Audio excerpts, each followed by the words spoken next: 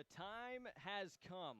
Welcome inside UC Health Stadium, where tonight we are proud to present you opening day baseball right here on the Florence Y'all's Broadcasting Network. Aaron Brody and Paul Fritzner with you. It is an absolute pleasure to bring you the call of tonight's action. This is not just opening day baseball. This is a historic opening day. Today marks the very first time the Florence Y'alls will take the field in official game action right here at home on an overcast day. Temperatures at 79 degrees, but everybody fired up to play baseball. Let's bring in my broadcast partner, Paul Fritzner. Paul, it's been a windy road to get to this point with COVID-19, the global pandemic, but here we are playing baseball today. Aaron, I can't tell you how good it feels to look out and see a crowd in front of us ready to watch baseball be played here in Northern Kentucky. It's been so long since we've had an atmosphere like this that just even feels normal, and we get that tonight for the next 3 hours. It's a fireworks Friday here at UC Health Stadium. It feels like any other Friday night in July. The last day of July brings us the first day of a new season and a historic day, as you said, for this franchise here in Florence. Hopefully there will be plenty of fireworks in store for the Florence Y'alls offensively. Not a lot in the exhibition game a couple of days ago, but that was the first time out. They will look forward to redeeming themselves offensively in a big-time collision with the Lexington Legends here tonight. Let's not waste any time. We are right up against the national anthem, so let's take a quick look at tonight's starting lineup, starting with the visiting team, the Legends of Lexington. In the leadoff spot, Devin Hairston. He'll play short defensively. The two-hole hitter is Matt Winokur. He's their center fielder. Joe Susie is in right, and he starts the heart of their batting order. Jacob Schuler in the cleanup spot. He'll do the catching. Sam Claycamp plays left field and rounds out the heart of that Legends batting order in the five-hole. Austin Newman hits sixth, plays third base. Dalton Cornett will be the designated hitter in the seven-hole. Ronnie Engelman plays first base, hit eighth. And Bud Morton will play second base and hit number 9. The Florence Y'alls taking the field right now defensively. Here's what they'll put on the field in their historic inaugural game at UC Health Stadium. In the leadoff spot, Harrison DeNicola. He'll play first base. Two-hole hitter is Mitch Piotnik. He plays center field. The captain of the outfield, Kevin Watley, starts the heart playing shortstop. Brandon Pugh in the cleanup hole and playing right field. Tyler Fitzgerald, he is a big-time prospect, and we're about to find out exactly why. He's at the hot corner, and he will hit 5. Jackson Pritchard does the catching in the 6th slot. Rolando Gomez plays second base and hits 7th. Dakota Huntley will be the designated hitter for the Y'alls in the 8th slot. And Rodney Tinney with all the wheels in left field. Ladies and gentlemen, the man who needs no introduction takes the field right now, towing the rubber tonight.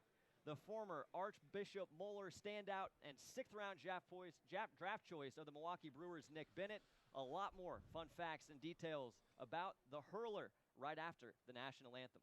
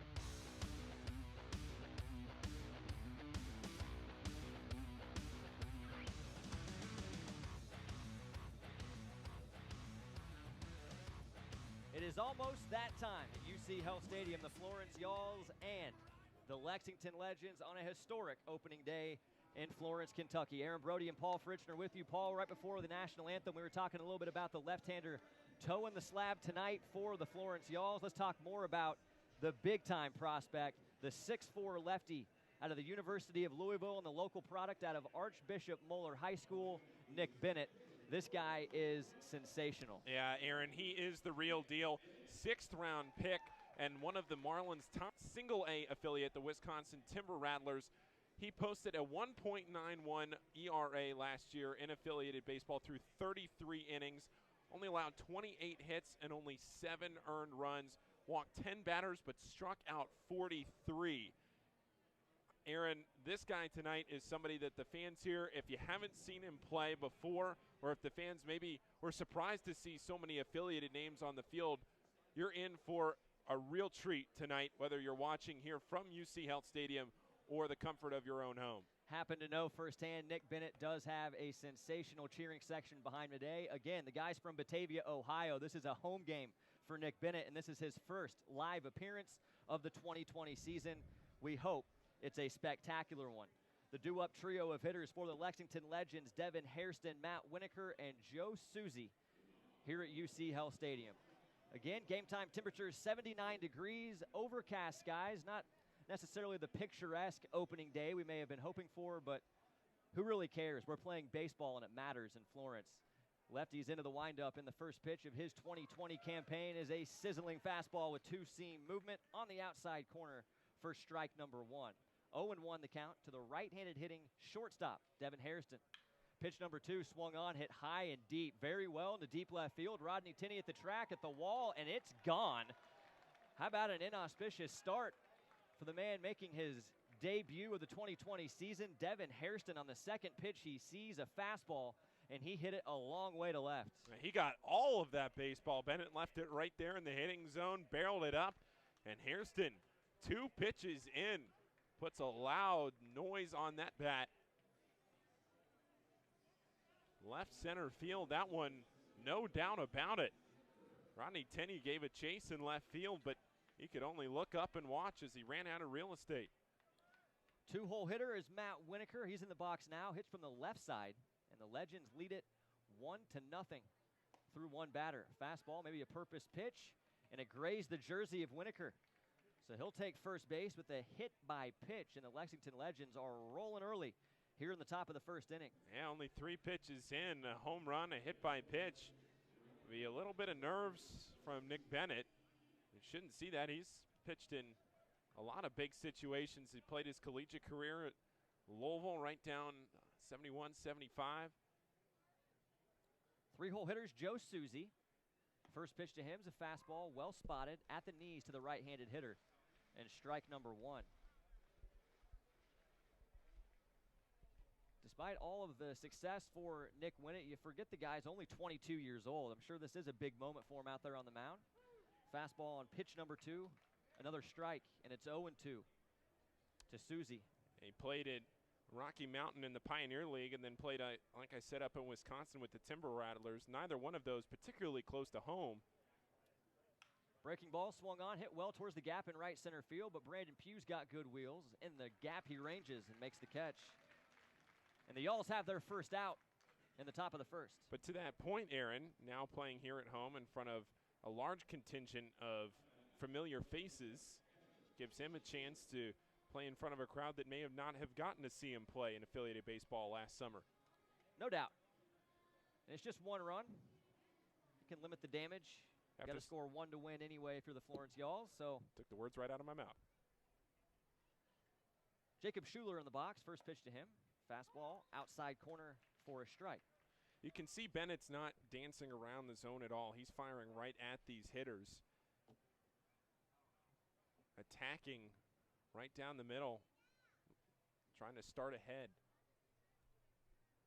Lefty works from the stretch with the man at first base, all the way over on the third base side of the rubber. Breaking ball was dirty, but it was down low. Count will be even at a ball and a strike to Jacob Schuler. Told you Bennett was a 6th-round draft choice of the Milwaukee Brewers. That's not it. Just this week, they announced on social media that Nick Bennett is also one of their top 30 prospects in all of their system. Sky's the limit for this guy on the mound. The 1-1 pitch is a good bender. Right down Broadway, and strike number 2 to Schuler. There's a runner at first base, 1 out. Legends lead 1-0 on a Devin Hairston leadoff home run here on opening day in Florence. Bennett takes a deep breath, set from the belt, and the 1-2. Breaking ball, down and away. Terrific pitch with 2 strikes. Trying to get Schuler to chase, but on a 1-2 count. He was disciplined, and now he's worked it even. Bennett keeping a quick tempo, already set. Here's the 2-2. Chop to second. Racing in for it's Gomez. He'll shuffle toss it to second base where Kevin Watley was covering. It wasn't the best throw, so Watley didn't have a shot at the double play. He just had to do everything to hold on to the baseball. Got the out at second. The lead runner dead for out number 2. But Schuler now at first.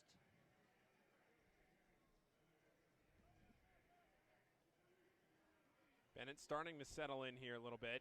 Still attacking that zone.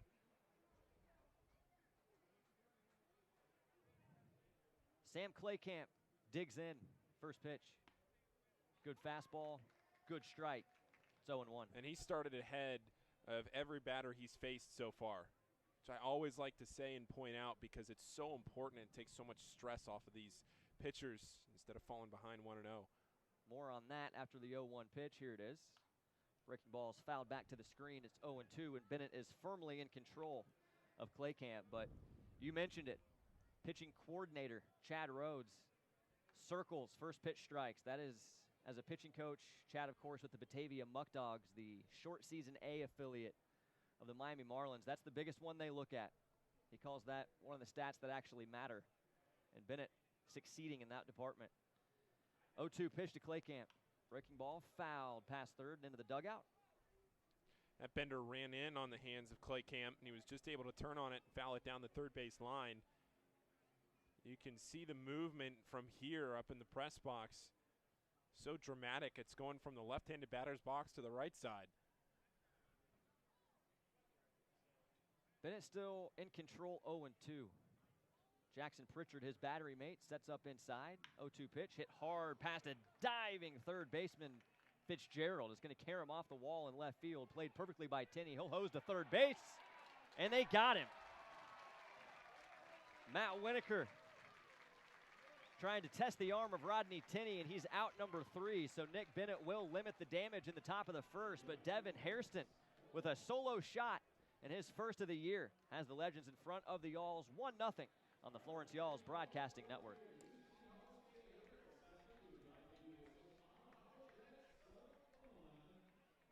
Cutting into Great American for the Roar Insurance Agencies. Over the last many years, Alvin Roar at Roar Insurance Agency has handled all my personal and business needs. They are a large and growing national insurance business located right here in Greater Cincinnati. Call the Roar Agency today at 513-985-4200 or go to roarins.com. Call Alvin Roar. Call the Roar Agency today. At Gentle Touch Grooming, your pet is treated with care and will look beautiful. Give your dog or cat the spa day they need. Gentle Touch offers spa baths, deluxe spa baths, full haircuts, and nail trimmings. Book an appointment today at 859-283-1373. That's 859-283-1373. Gentle Touch will even offer 10% off just for mentioning this ad. They want to see those waggling tails soon at Gentle Touch Grooming. Hi, I'm Lauren Hobart, president of Dick's Sporting Goods. I know personally how important sports are to our kids. That's why we've been working hard to make it easier for them to play. I invite you to come into our stores or shop us online. You won't believe all the changes that we've made at Dick's. We have more baseball and softball gear than ever before, an incredible selection of top running shoes, and we've got the hottest clubs in golf like the Callaway Epic Flash and TaylorMade M5 and M6. Stop into Dick's today to see all of the great changes we've made.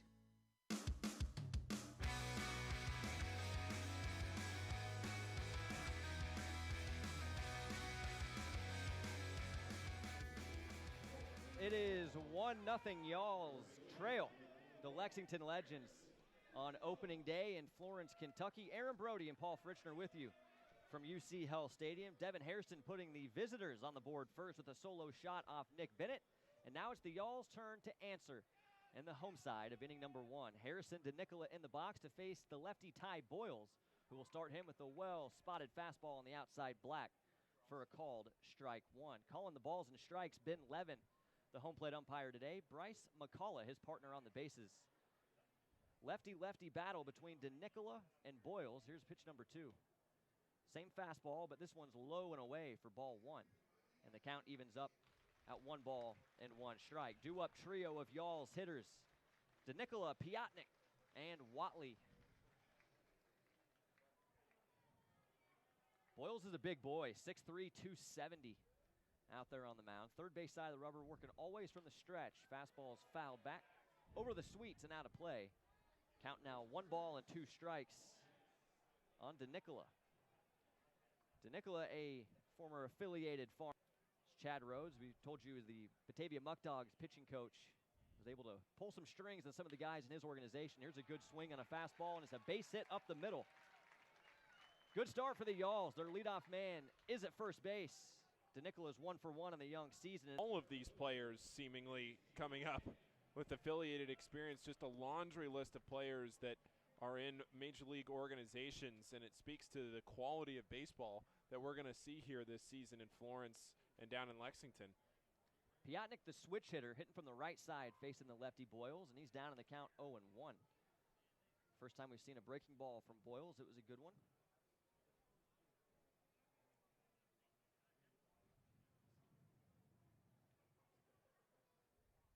Lefty sets at the chest, and the 0-1.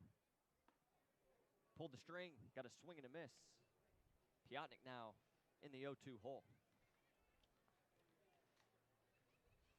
Some fun facts on Mitch Piotnik. He's another former affiliated guy. In fact, he played his minor league baseball in the Cincinnati Reds organization. Hometown kid. Breaking balls up and away for an easy ball and an easy take and a great pitch to go on. DeNicola swipes second. Y'alls have the tying run in scoring position. And I'll tell you this much. May not be Dennis Pelfrey managing the Y'alls. Brian White getting his first opportunity as a manager. But he's going to keep the pedal on the metal just like we saw the last 5 years in the Dennis Pelfrey era. When guys get on, they are going to be getting over and hopefully getting in. 1-2 to Piotnik. Caught him looking. Fastball froze him on the outside corner. It's called strike 3 and out number 1 in the home side of inning number 1. Now, for those watching that may be asking about these players with affiliated clubs, they still are under contract with their affiliated teams, but with no minor league season this year, they're staying active and getting those reps that they so desperately need, live game action, and they're here in Florence. But a guy like Nick Bennett will return to the Brewers organization pending a minor league season next year. At least that's my understanding of it, Aaron. You're correct. Kevin Watley jumps out of the way of a wild first pitch. It's going to squirt up the third base side and allow DeNicola to move up 90 more feet. Y'all some life in the bottom of the first inning. They trail 1-0, but they've got the tying run now 90 feet away, and their 3-hole hitter, Kevin Watley, in the box, ahead in the count 1-0. No, you're exactly right. Nick Bennett will be going back to the Brewers organization when minor league baseball resumes, and there's a couple more. Tyler Fitzgerald, you'll see him in the 5-hole tonight. He's still an affiliated guy in the Giants organization. Another sweeping breaking ball, this one in a better spot to Watley on the inner half. And it's called strike 1, evens his count at 1 ball and 1 strike. But Tyler Fitzgerald will go back to the Giants, as will Logan Wyatt. Another infielder, Fitzgerald and Wyatt, both infielders. Bennett, of course, the ace on the mound. Back-to-back-to-back breaking balls from Boyles. He's not wanting to show the 3-hole as fastball. And he's fallen behind Watley, 2 balls and a strike. 1 out here in the bottom of the first inning.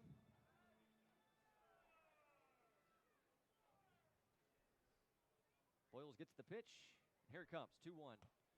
High breaking ball above the belt. And Watley way ahead, 3 balls and a strike. He can sit dead red on his pitch. And an attempt to tie the game.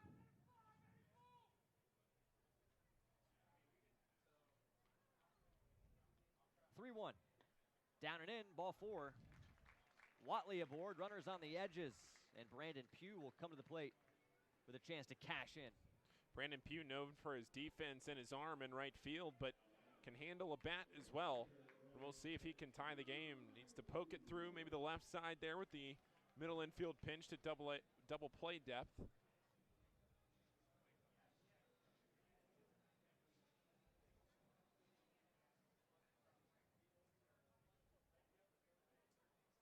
Pugh, the smooth left-handed hitter. Stirrup socks above his knees in bright red. Showed bunt, pulled back as the first pitch to him was wild in the right-handed batter's box. You can see Watley taking a very aggressive secondary lead off of first base. Pugh has some speed if maybe he could try a drag bunt or even lay it down the third base line. The 1-0. Showed bunt, pulled back, but this time it's called a... Austin Newman at third base creeping up to play even with the bag right around the cutout. The 1-1, Watley takes off, breaking ball, hose to second base, and it's going to squirt towards center. DeNicola will not chance it as it did not roll all the way into the outfield turf. Watley did successfully steal the bag, so the Yalls now have 2 men in scoring position. In a 1-run game, they trail, but have just 1 out, and their cleanup hitter in the box ahead in the count. 2 balls and a strike. 2-1 to Pugh. Breaking balls down and away. Good work behind the plate by Jacob Schuler to keep that one in front. Had he not been able to, that certainly would have been a wild pitch, but he was able to smother it, help out his battery mate, who's trying to pitch around some trouble here in the bottom of the first inning. Count is 3-1 to Brandon Pugh. Here's the pitch. He'll walk him. Fastball was way outside. One thing you will see earlier than usual on an opening day is pitchers getting fatigued. Now, Boyles is a starter, and I'm sure he's scripted to go at least 4 innings tonight, maybe 4 innings, 65 pitches, whatever comes first. But it looks like he's already starting to labor a bit here in inning number 1. Tyler Fitzgerald steps in the box next. He just arrived in Florence today. What a big spot he finds himself in. Breaking ball, he'll tip his cap. Drive in a run in Florence Yall's history. Enough body on it to keep it around the plate region and keep DeNicola at third base.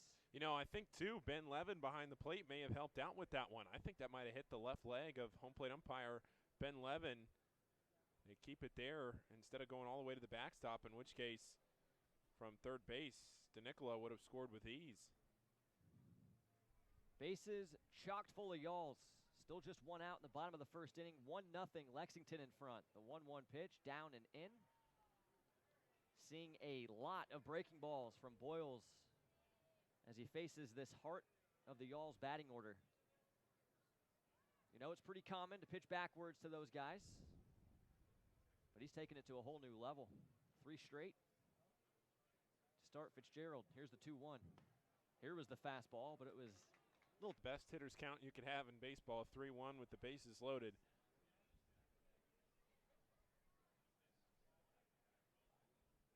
Boyle sets at the chest and the 3-1.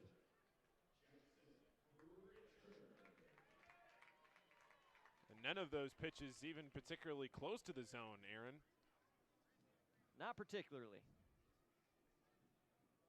And that will prompt Eddie Brooks, the manager. Talked a little bit about him mic'd up tonight, so let's go ahead and pot up Brian. You can talk to him.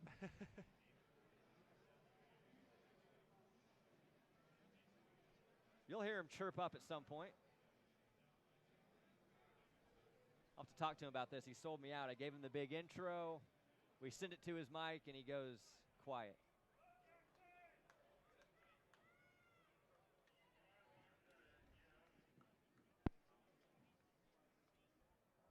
You go right there. 0-1 to Pritchard. Fastball above the belt.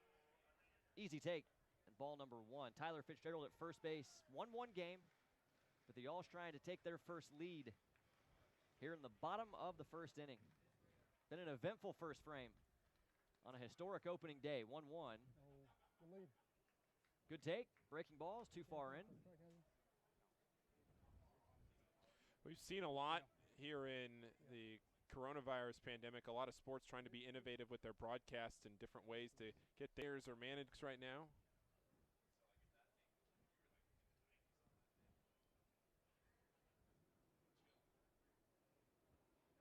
Boyle sets ahead of a 2-2 to Pritchard. Here it is, and it froze him. Good breaking ball, inside corner, called strike 3. Both outs in this inning for the Yalls. Backwards Ks. One for Piotnik and this one for Jackson Pritchard. And Rolando Gomez will come up as the Yalls really would like to cash in on their first bases loaded opportunity of the season. With less than 2 outs, got to find a way to get the job done. Lefty-lefty battle with Gomez and Boyles. Here's the first pitch. Fastball, chest high. You can hear Brian White walking Kevin Watley through what he wants him to do. You're right there, Pew, right there. He's in control. Fastball, good swing, but a little bit late was Gomez. Big hole on the left side of the infield, and also Sam Claycamp in left field playing fairly shallow. The whole outfield not playing all that deep.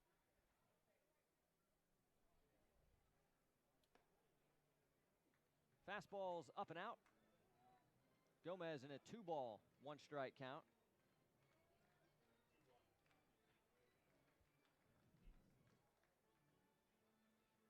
Yalls with just 1 hit, despite all the base runners. Boyle struggling with the command, and he'll continue to. A fastball's in. Gomez started to check his swing, but he did not go. And he'll have the commanding 3-1 edge on Boyles. It's 3 walks in the frame for the lefty, and they came back to back to back to the heart of the order. Watley, Pugh, Fitzgerald. Then he got the big strikeout looking of Pritchard, and now Gomez tries to come through with 2 outs. 3-1 pitch. Right on the outside black to the lefty, Gomez. And his count will run full.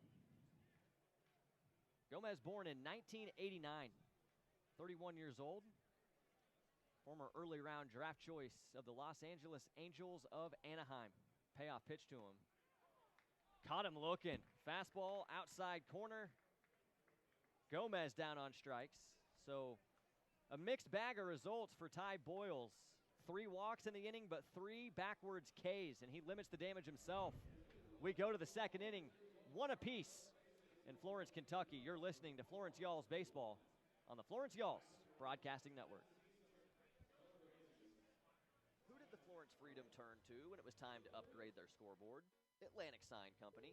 Through their branding expertise, innovation, and passion, Atlantic Sign Company will help you identify your business to your customers in a way that will exceed your expectations. From concept to the completion, their team will be with you every step of the way. Your sign represents you, your company, and your brand. So go where the Florence Freedom went for their scoreboard. Atlantic Sign Company. Have you ever wondered what heaven tastes like? Today at the ballpark, we are giving you the opportunity to do just that. To delight your taste buds, we present Curd Town deep-fried cheese curds. These golden crispy morsels, with their gooey cheesy center, are the tasty treat that have all of the angels singing. After trying our delicious cheese curds, we can't promise you a halo, but we do guarantee a joyful stomach and a cheesy smile. Today's game is sponsored in part by Clark Dietrich Building Systems, a military-friendly employer. Clark Dietrich offers a comprehensive lineup of steel construction products and services across the United States and abroad. Using cold-formed steel, we manufacture innovative products for interior framing and finishing, exterior framing, floor and roof framing, as well as clips, connectors, metal lath, barrier mesh. For more information, visit our website at www.clarkdietrich.com.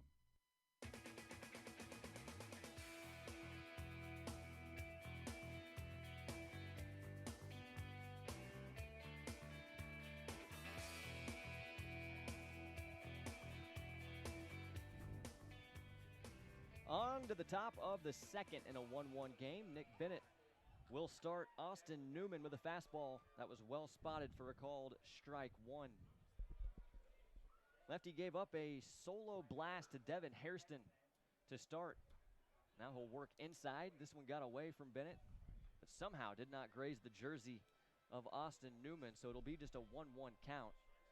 But an eventful first frame for both sides. Hairston, the leadoff homer to start. The Legends would go down quietly around that. Then the Yalls get a single, 3 consecutive walks, and tie the game. Fastball's fouled back to the screen. Count is 1 ball now, 2 strikes. On Newman. 1-2. Pops the mitt, but it misses out. 2 balls, 2 strikes. That one nearly grazed the zone, but right to the start of the left-handed batter's box. 2-2 tied him up. Good bender, called strike 3. Been a bundle of backwards Ks in the early goings on both sides. That is number 4 in the first for Bennett. An early out here in the top of the second. Brings up Dalton Cornett, the designated hitter, in a 1-1 game. Pitchers never have to hit again in the sport of baseball, Aaron. What a sad realization that is, Paul. First pitch swinging, and a bleeder is going to fall into center field. Cornett went up there with the plan, wanted to attack early, did just that. The Legends will have the go-ahead run at first base. You know, I won't die on the hill of having to have the pitcher's bat as opposed to a designated hitter, but at the same time, it was always fun to see a guy like Bartolo Colon or Max Scherzer or Madison Bumgarner, one of those guys go up and compete at the plate.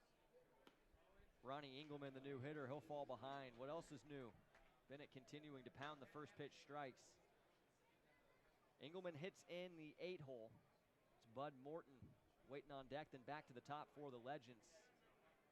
0-1. Off speed, right down the middle. 0-2. To the first baseman, Engelman. Yeah, every 50 or so pitchers, you'll have one that actually has a shot up there. 0-2, way out in front of the breaking ball. This one's a frontwards K, and out number 2.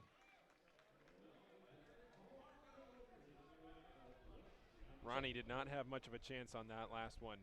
Bennett mixed him up, went off speed, and Engelman was way out in front of that.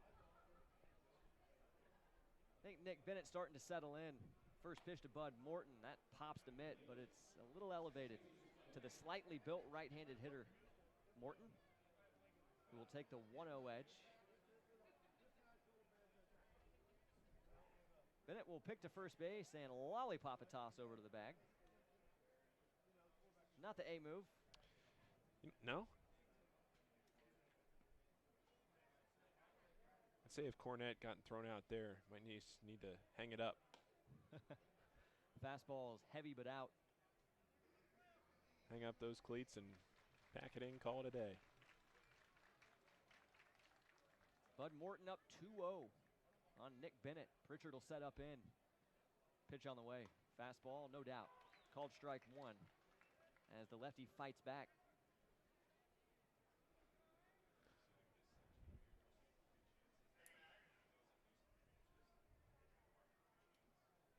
Two-one pitch. Broken bat, roller up the middle. Gomez gets in front at second, flips to the bag, and that will do it. Good shutdown inning for Nick Bennett after he saw his Yalls offense tie this game at 1 in the first. Now they got a chance to take a lead in the bottom of the second. Keep it locked right here on the Florence Yalls Broadcasting Network.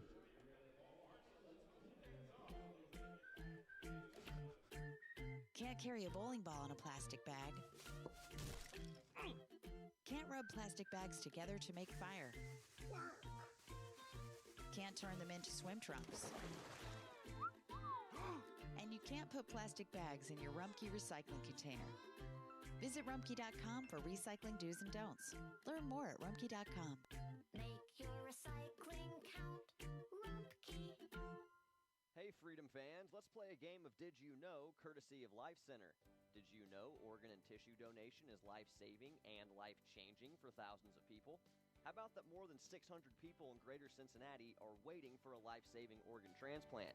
You can change someone's life with a simple yes when you go to renew your driver's license or state ID. Say yes and register to be a donor. Visit lifepassedon.org for more information or to register online. Life, pass it on. Florence Freedom fans, Walt Kelsey here for Kelsey Chevrolet on Route 50 in Lawrenceburg. Proud sponsor of your Florence Freedom. We're just 15 minutes from Florence. Take 275 west to the Lawrenceburg exit. We can handle all your automotive needs. Sales, service, parts, and body shop. We are family owned and operated, and we offer a fresh approach. We'll treat you like family. Find new roads at KelseyChev.com. We are Kelsey Chevrolet, from our family to yours.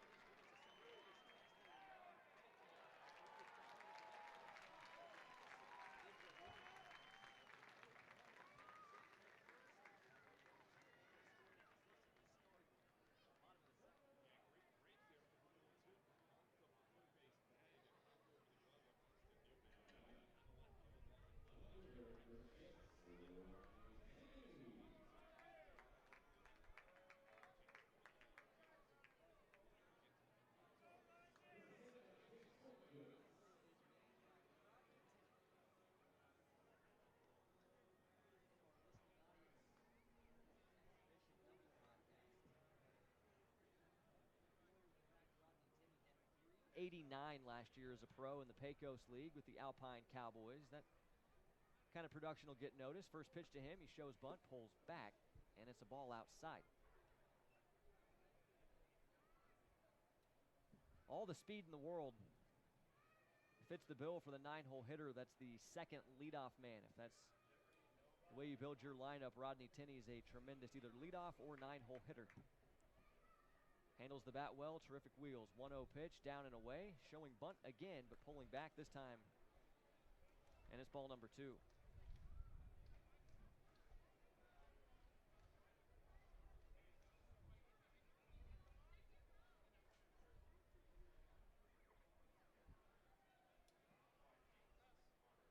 Boyle sets, and the 2-0 pitch to Tinney's in the turf. Ball number 3. Story of the bottom side of inning number 1 was maybe the effectively wild nature of Ty Boyle's 3 backwards Ks, but also 3 consecutive walks to the 3 through 5 hitters. It's made for long half innings. 3-0 pitch was on the outside edge. Tinney hits from the left side. He thought that was a little bit above the belt, but the call goes the way of the visitors. Boyle fights back, makes it 3-1. He's got his next pitch chosen. Here it comes. Tinney lays down a bunt. It's foul on the third base side. God, he may have had that beat too. He was 2/3 of the way down the line. There's no question that if that stayed fair, he was there. Such a weapon that is. When you've got wheels like him, Brandon Pugh, Connor Crane, who is, of course, a former Florence Freedom great, who is all prepared to come back here in 2020 for the Yalls, but with the cancellation of the Frontier League season and everything kind of getting jumbled up, Connor decided to stay home in Parker, Colorado. But another one of those guys that speed is such a huge element to his game. Makes him deadly on the base paths. You won't see Crane lay down too many bunts. Much power as he hits for. 3-2 to Tinney's down and away. Walk number 4 for Boyle. The Yalls are having all sorts of opportunities to score runners, though they've only got one on the board so far, but they're on their way again here in inning number 2. Runners now at first and second, nobody out, as Brian White's lineup rolls over, and Harrison DeNicola comes to the plate.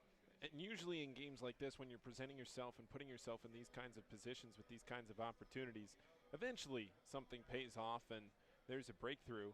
Leaving the bases loaded last inning, and now with nobody out, 2 on in this inning and the top of your lineup up, eventually you feel like you'll crack through and at least push one across.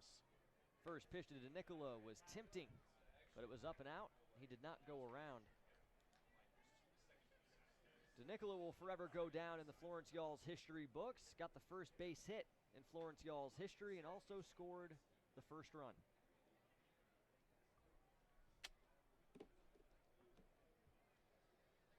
The 1-0 on the way. Off speed, too far in and down. You know, baseball is already a really tough game, but it's only tougher when you fall behind hitters as consistently as Ty Boyle has. To your point, Paul, eventually that's going to come back to haunt. Guys can sit dead right on their pitch. Here's the 2-0. Trying to nibble the outside corner to the lefty to Nicola, but couldn't find it. And it's 3 balls, no strikes to the leadoff man.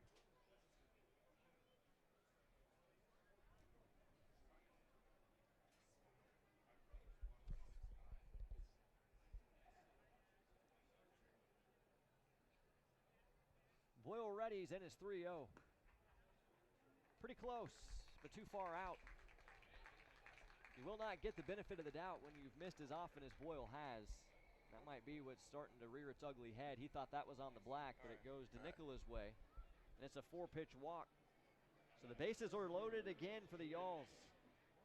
And now Mitch Piotnik, who was one of those backwards K victims his first time up, will have a chance to redeem himself just 1 inning later.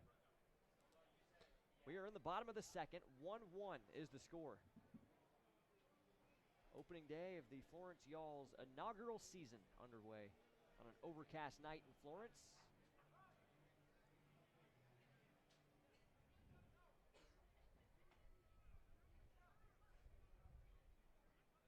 First pitch on the way to Piotnik. Brushes him back. 1-0. Look at the Lexington Legends defensively in the outfield from left to right. Claycamp, Winokur, Susie. Double play duo up the middle, Hairston and Morton. It's Austin Newman at third base. Ronnie Engelman at first, and the battery mates Ty Boyles on the bump. Jacob Schuler behind the dish. 1-0 pitch. Right there on the inner half to the right-handed hitting Piotnik. 1-1 the count.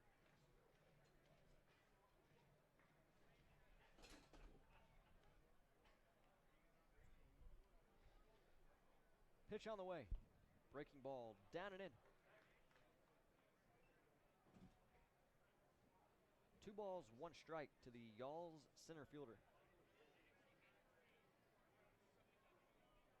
Dakota Hundley starting off this second inning with a hustle double before back-to-back walks. Still nobody out. 2-1. Line shot but foul into the seats on the first base side. Count evens up at 2 balls and 2 strikes.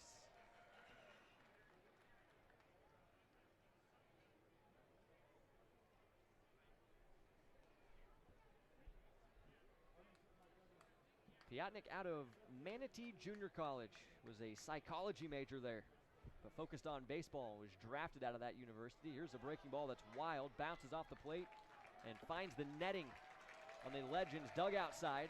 Easy 90 feet for Hundley, and the Yalls have their first lead of the 2020 season. It's a 2-1 score in the second. That's exactly to my point, what I was saying a minute ago. Eventually, that's going to catch up to you. Those mistakes piling on, and a wild pitch. That one unable to be blocked up by Jacob Schuler. That pitch down in the turf skips to the backstop, and now the Yalls with a 2-1 lead. Still nobody out. Runners at second and third now as Piotnik watches ball 4 miss in. Another walk for Boyles. And the 3-hole man, Kevin Watley, will have a chance to dig in, but he likely will not be facing the 6'3", 270-pound Ty Boyles as Eddie Brooks is back out of that Lexington Legends third base dugout. I have not seen him motion to the bullpen yet, but this is his second visit. And considering Boyles has walked 1, 2, 3, 4, 5 batters, and really that's 5 batters in the last 8 he's faced. Call to the bullpen will come. Ty Boyles, a couple of choice words as he walks into that third base dugout. Yelling over at home plate umpire Ben Levin for squeezing him today. Stats and info on the incoming hurler for the Lexington Legends when we come back after a short break on the Florence Yalls Broadcasting Network. Collinsworth here. Western and Southern can help you translate your financial needs. Start with a free, no-obligation insurance checkup. It doesn't take long, and it's a great way to find out how to protect your family's future. Talk to a financial translator today. Call our Northern Kentucky office at 859-426-3300. That's 859-426-3300 for your free, no-obligation review. Compensated endorser, Western and Southern Financial Group, Cincinnati, Ohio, R5-1307. BRG is locally owned and operated, so we take pride in our community you choose to call home. With spacious floor plans, neighborhoods that complement your lifestyle, pet-friendly communities, 24-hour emergency maintenance, the amenities are endless. Come home to BRG Apartments. With communities located in Cincinnati and Dayton, Ohio, as well as in Northern Kentucky, we have something for everyone. Finding your new home is as easy as BRG. It's not just a truck. It's a way of life. It's who you are. It's proud, free, wild. It's a brotherhood. The Brotherhood of Tacoma. For over 50 years, Toyota has built the best, most durable, go-anywhere, do-anything trucks money can buy. That's the Toyota Tacoma. The truck that feels like it was built for you. Because it is. Built in the USA. Welcome to the Brotherhood. Find out more at your Toyota dealer or buy at Toyota.com. Toyota, let's go places.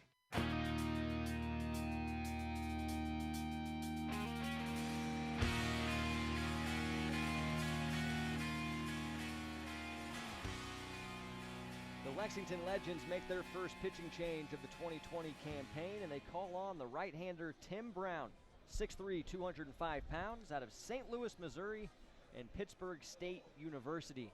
He inherits a jam, nobody out, runners at second and third, 3-hole hitter in the box, and the Yalls now in front, 2-1. First pitch to Kevin Watley is a fastball that's at the knees on the inner half for a called strike one. Aaron Brody and Paul Fritchner with you from UC Health Stadium. In the bottom of the second inning, the Yalls have scored in each of the first and second. 1 run apiece. Good fastball from Brown, this time on the outer third. And it's 0-2. Might take a second for these hitters to adjust now. I'm going from the lefty and Boyles to the righty and Brown. 0-2 pitch. Fastball hits the mitt. Caught looking. Watley down on strikes, and another backwards K for the Yalls. Florence. Good morning, good afternoon, good night there. And the Yalls have still yet to bat into an out in this game. All 4 of their outs so far of the backwards K variety. That'll drive Brian White up a wall. Bases are loaded. And Brandon Pugh steps in. 1 out. Yalls with the 1-run cushion. First pitch to Pugh, a fastball and a called strike.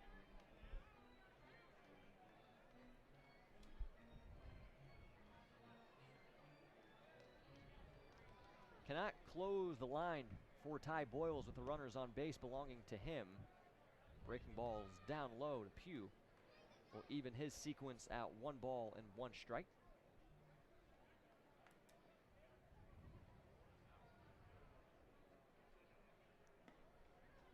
1-1's down and away. 2 balls, 1 strike. There's a really good crowd here tonight, Aaron, for opening night. No doubt. Looking forward to seeing what the tail of the tape is on that crowd. 2-1 pitch. A chopper, but it's back behind the plate. And strike number 2 for Pugh. But man, everybody was asking. Of course, the Florence Yalls did a great job staying relevant and frankly staying open during the global pandemic. You saw things like the Yalls Animal Farm, the Yalls Kentucky Grill, both successful ventures as the Yalls bought time to opening day. But everybody was asking, when are we playing ball? Fouled off the foot of Pugh. The 2-2 pitch was inside. And Pugh does wear the shin guard, but I think judging by his reaction, that one did not touch the guard, but the inside of the foot. But no, just based on the amount of people that were asking about when opening day was going to be, when we play, and I figured we might see a terrific crowd when that day came, and Florence Nation did not disappoint. Count is 2 balls and 2 strikes to Pugh. Here's the pitch from Brown. Fastball rolled softly to short. Quick flip to second for 1. They'll have no shot to double up Pugh. They try, and it was closer than I thought, but he is safe there. Fielder's choice will give Pugh an RBI as Rodney Tinney crosses home. 2 runs in for the Yalls now in inning number 2, 3 for the game. And they lead the Lexington Legends by a pair, 3-1, with now 2 outs. And Tyler Fitzgerald in the box with runners on the edges.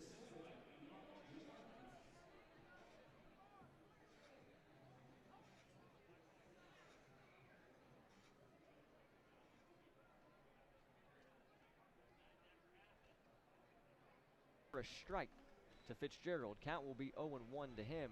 But the Yalls now with 2 in scoring position and would love to break it open a bit here.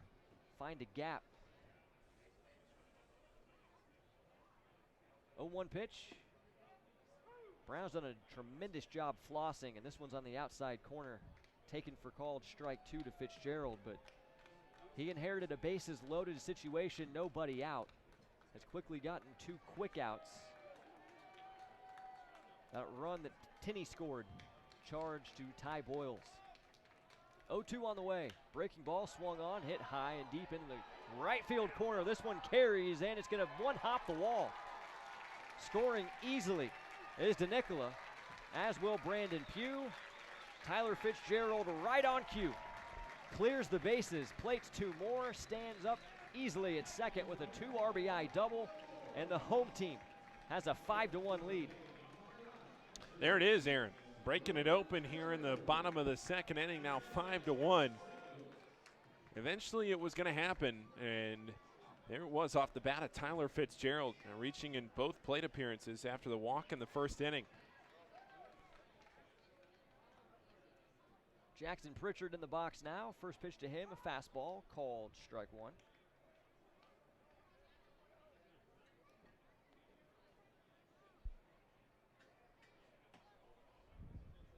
Brown sets at the belt, and his 0-1 toss to Pritchard. Fouled back to the screen. 0-2 to Jackson. Jackson, one of those returning Freedom players to anchor this Florence Yalls batting order. What a year he had for the Freedom last season, especially offensively and clutch spots. Breaking balls down and away. Now a ball and 2 strikes.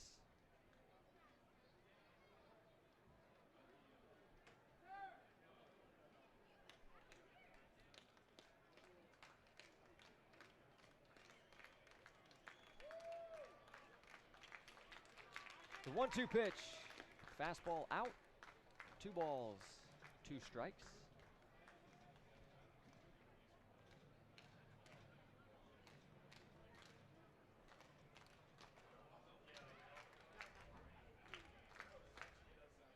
Righty sets at the belt, and it's 2-2 to Pritchard. Breaking ball, good movement. but downstairs. Count runs full. So now what do we see Brown go with here? Does he go right after him? I'm thinking he tries to sneak a fastball past him. He did. Jackson pounded it into the turf to third base. It's gloved cleanly by Newman. Throw's going to skip away from Engelman.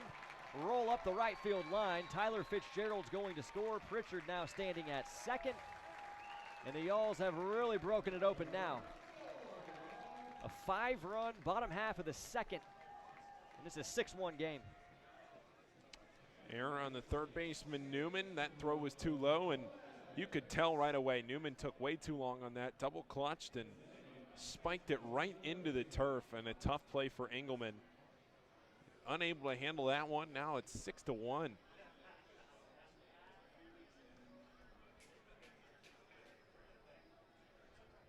Tim Brown was so close to coming in and doing the unthinkable with bases loaded, nobody out. But the Yalls get the big double from Fitzgerald as this fastball misses out on the first toss to Gomez. Rolando Gomez back in the box for his second AB, a backwards K in the books for him. Here on opening day, 1-0 pitch, fastball, outside. 2 balls, no strikes. But the big 2-out, 2-run double from Fitzgerald changed the complexion of this whole inning. And then the air never helps. 2-0 pitch, hit hard towards right center. Glove in the backhand, now bobbled by Morton. He'll recover and fire to first, but not in time. Gomez hustling the whole way, a hard 90, and it pays off. The Legends aren't out of the woods yet. Runners on the corners. And Dakota Hunley to the plate in a 6-1 game. That's an error on Bud Morton. Just couldn't glove it and throw it on to first in time.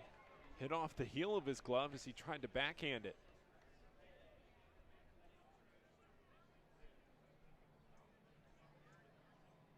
First pitch swinging and a chopper to third base. It's gloved by Newman. His throw to first base better this time. And the Legends now stop the bleeding, but not before the Florence Yalls plate 5 runs after a 1 spot in the first. They now lead the Lexington Legends 6-1 on a historic opening day at UC Health Stadium. Keep it locked right here on the Florence Yalls Broadcasting Network. Hi, I'm Lauren Hobart, president of Dick's Sporting Goods. I know personally how important sports are to our kids. That's why we've been working hard to make it easier for them to play. I invite you to come into our stores or shop us online. You won't believe all the changes that we've made at Dick's. We have more baseball and softball gear than ever before, an incredible selection of top running shoes, and we've got the hottest clubs in golf like the Callaway Epic Flash and TaylorMade M5 and M6. Stop into Dick's today to see all of the great changes we've made. Substation 2 has been bringing Florence the freshest food at the lowest prices since 1981. You've tried the rest, now come taste the best fresh sliced sub sandwiches anywhere. Substation 2 was voted the best sub sandwich in Northern Kentucky by Northern Kentucky Magazine in 2016. Let Substation cater your next event. Give us a call at 859-371-9490 or come visit us at 7905 Dream Street in Florence. Bowling ball in a plastic bag. Can't rub plastic bags together to make fire. Can't turn them into swim trunks. And you can't put plastic bags in your Rumpke recycling container. Visit Rumpke.com for recycling do's and don'ts. Learn more at Rumpke.com. Make your recycling count. Rumpke.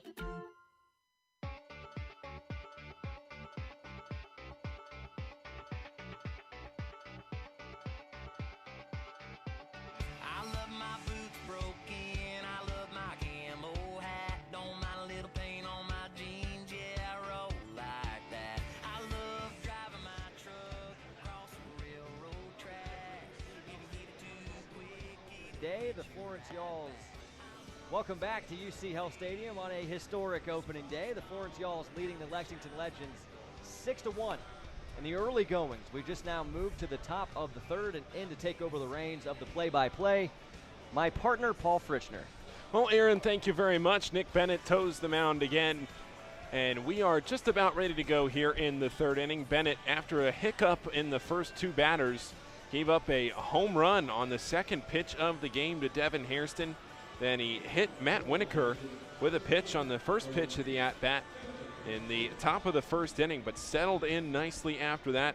Has only allowed a couple of hits, has 2 strikeouts to boot, and we are now into the third with your Y'alls having a comfortable 5-run lead. It is Devin Hairston, the man that took a round trip around the bases the first time up. He faces a bender from Nick Bennett on the first pitch that he faces right here, and he falls behind. No balls and a strike. Hairston, the shortstop, takes the next pitch, a fastball down low in the turf. Blocked up by Jackson Pritchard, appeal down to first, and Bryce McCullough, the field umpire, says that Hairston did not go around, so the count is even, a ball and a strike. Bennett off the third base side of the rubber, ready to go again. Fires in, and a fastball catches the outer half to push him ahead 1-2. And yet again, here in this third inning, Bennett continues to power ahead of these pitchers and ahead of these hitters. 1 ball and 2 strikes to the shortstop. This curveball slides past the feet of Hairston and evens the count at 2. Gotta love getting Nick Bennett 5 runs of support in the second inning, 1 in the first. Scoring in every inning is always a good strategy offensively, but you always believe 6 runs is going to hold up when this horse is on the mound. Bennett in the 2-2. Another bender, and this one is chopped foul down the third base line and into the Lexington Legends dugout. And one thing that fans in our listening audience will have to keep in mind this season is, while you're always playing to win, there's no question about that, this is also being treated very much as a developmental league, so pitchers will be on strict plans. Bennett will not go more than 4 innings in this one tonight, no matter what the score is and how he's doing. The 2-2 pitch comes right across the plate, and that one's outside. Devin Hairston thought for sure it was strike 3, put his head down, started walking back toward the dugout, but realizes he has new life, and in a full count, he'll step back into the right-handed batter's box. You don't see that too often. No, you don't. You'll see the guy take the step towards first trying to coax the ball, but you won't really see him trying to coax the strikeout. Here's a 3-2 broken bat, runs in on the hands of Hairston. From right field, Rolando Gomez, the second baseman, throws on and retires a speedy Hairston, trying to beat out that infield hit. Yeah, that's an incredible play at second base by Gomez. It's one that's going to be underappreciated by everybody in the ballpark, but he ranged to his glove side. That's one thing. But then having to make that throw across his body from shallow right field to get a speedy runner at first base, that's just a lot easier said than done, but Gomez executed. Big out. So now it's Matt Winokur, the lefty, stepping in. He was hit by a pitch on the first pitch that he saw, and he was thrown out on the base pass, and the first pitch is a ball low and away. Behind him, Jacob Schuler hit into a fielder's choice. The Y'alls couldn't turn a double play. Winokur was left out to dry at second base. 6-1 Y'alls lead here in the top of the third. The 1-0 pitch. There's a fastball that catches the outer black to even the count at 1. So even when Nick Bennett does fall behind 1-0, he fires right back to even the count.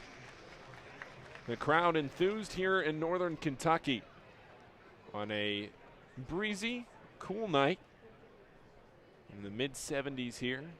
Right now, the 1-1 pitch off speed. That one is too high to be called a strike. It's 2 balls and 1 strike. 1 away here in the top of the third. Only 2 hits for the Legends. One of them, the home run on the second pitch of the game. Rolando Gomez playing a couple of steps into the outfield at second base. Here's the pitch home from Bennett. Another off-speed pitch is too far outside. It falls behind 2-1. In center field, Mitch Piotnik shaded over toward left center, but a big gap in left center field as Rodney Tinney is playing shallow and closer over toward the left field foul line. A massive gap in right center field.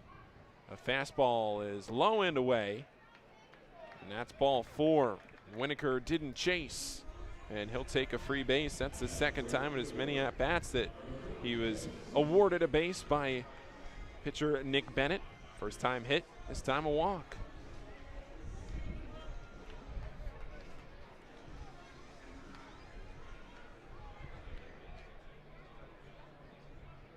Now it's Joe Swosey up. The right fielder flew out to right field his first time up, and he faces a fastball, and now Bennett has fallen behind 2 straight hitters to begin these at-bats. But in right center field, Brandon Pugh is playing in straightaway right field. And if Swosey can wait on one, you could see him right there going to the right side. Took a fastball and fouled it down the right field line and out of play. You can wait on one and slice through that center field, right field area. Be running for quite a while out there. Here comes the 1-1. Bennett toes the mound from the third base side of the rubber. And a fastball clips the inside edge of the plate.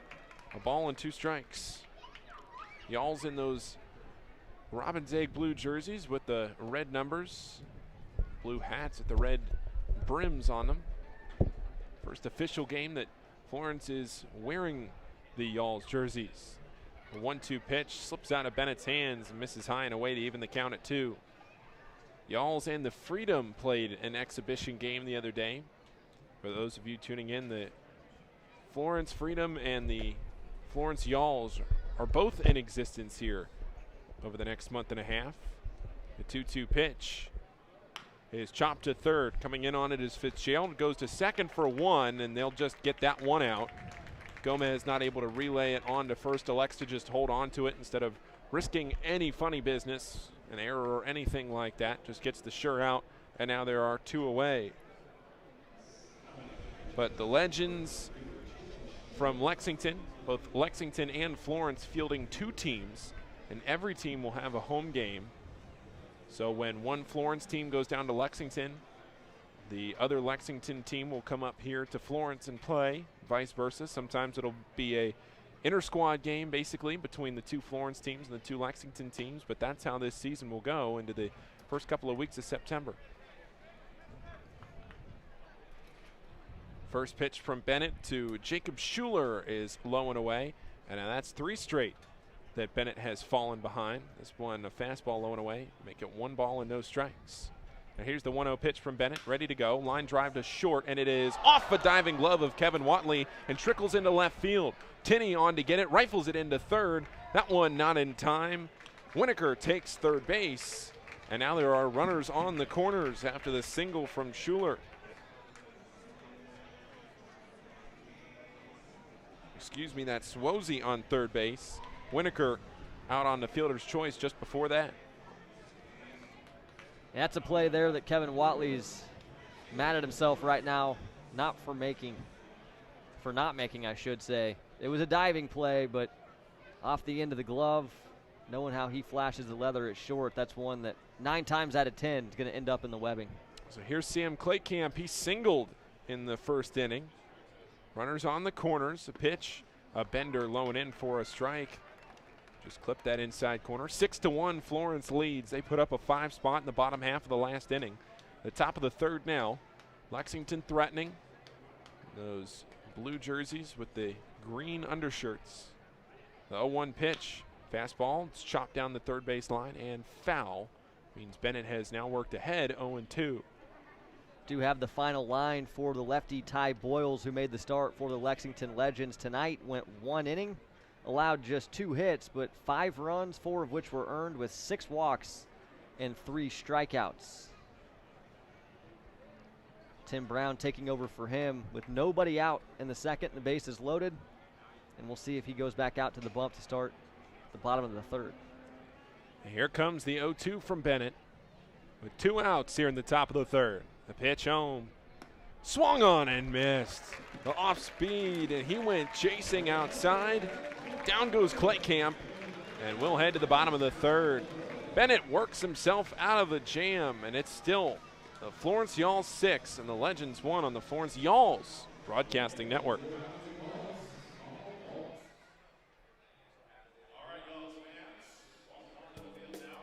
Have you ever wondered what heaven tastes like? Today at the ballpark, we are giving you the opportunity to do just that. To delight your taste buds, we present Curd Town deep-fried cheese curds. These golden crispy morsels, with their gooey cheesy center, are the tasty treat that have all of the angels singing. After trying our delicious cheese curds, we can't promise you a halo, but we do guarantee a joyful stomach and a cheesy smile. Today's game is sponsored in part by Clark Dietrich Building Systems, a military-friendly employer. Clark Dietrich offers a comprehensive lineup of steel construction products and services across the United States and abroad. Using cold-formed steel, we manufacture innovative products for interior framing and finishing, exterior framing, floor and roof framing, as well as clips, connectors, metal lath, barrier mesh, and accessories. For more information, visit our website at www.clarkdietrich.com. Bill Cunningham, the Great American for the Roar Insurance Agencies. Over the last many years, Alvin Roar at Roar Insurance Agency has handled all my personal and business needs. They are a large and growing national insurance business located right here in Greater Cincinnati. Call the Roar Agency today at 513-985-4200 or go to roarins.com. Call Alvin Roar. Call the Roar Agency today.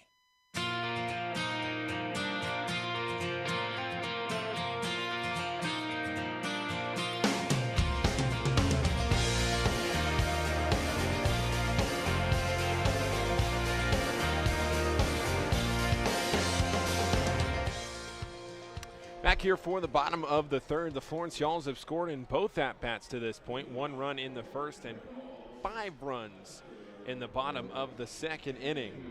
So it's a 6-1 score if you're doing the math at home, as the Yalls have a 5-run lead here at UC Health Stadium. Paul Fritchner, Aaron Brody with you on a nice, cool Friday night. Clouds overhead. Rodney Tenney at the plate. He goes up there and lays off the first pitch. Ball 1 outside. Still on the mound is Tim Brown for Lexington. He relieved starter Ty Boyles, who only got through an inning. Tenney walked and scored his first time up. First pitch is grounded to short. Down on it is Hairston. Quick throw on to first, and there's one away.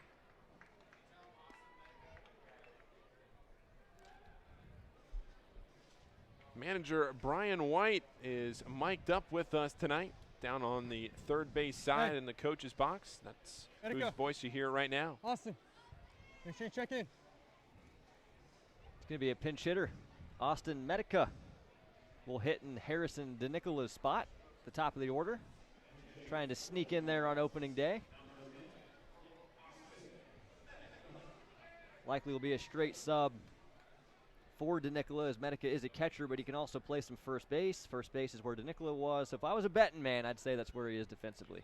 And here's Medica's first pitch that he's faced. He'll lay off of it and take a fastball on the outer edge from Brown for strike 1.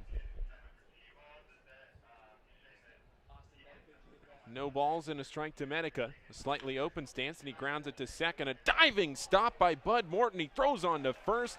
Diving into the outfield grass was Morton. Able to stop it and throw on for out number 2. A spectacular play from the second baseman to rob Medica of a hit. Starting to flash the leather now, or the Legends defensively. A couple of errors helping the Yalls in that 5-run second. But they're battening down the hatches now. Some really good glove work in this half inning. It's Mitch Piotnik at the plate. He goes up hacking and flies it down the third base line. This one drifting into the seats. And nearly a play made by a fan down there down the third base line. I need more effort out of these Yalls fans, but we'll give everybody a break on day 1. Day.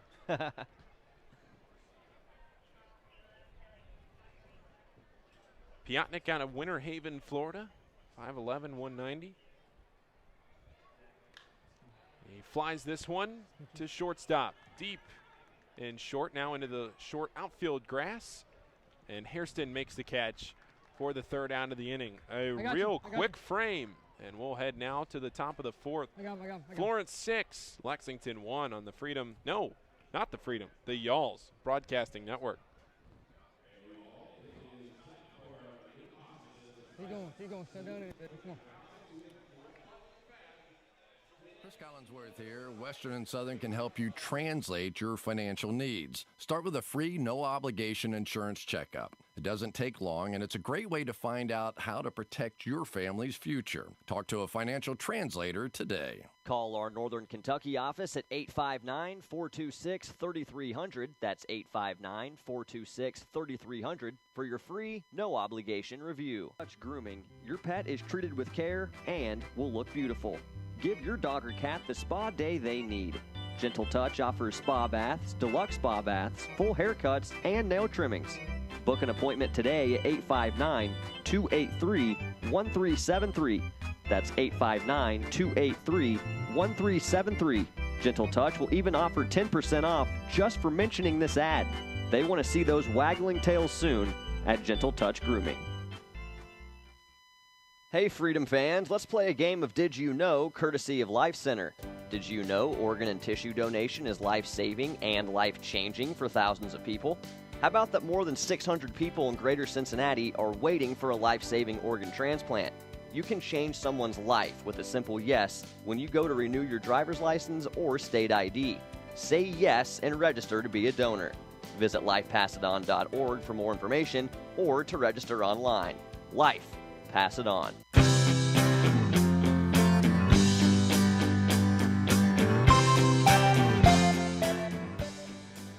Top four now at UC Health Stadium. Nick Bennett back to the mound to face Austin Newman, who struck out looking in the first inning. Now pops this one up behind the plate.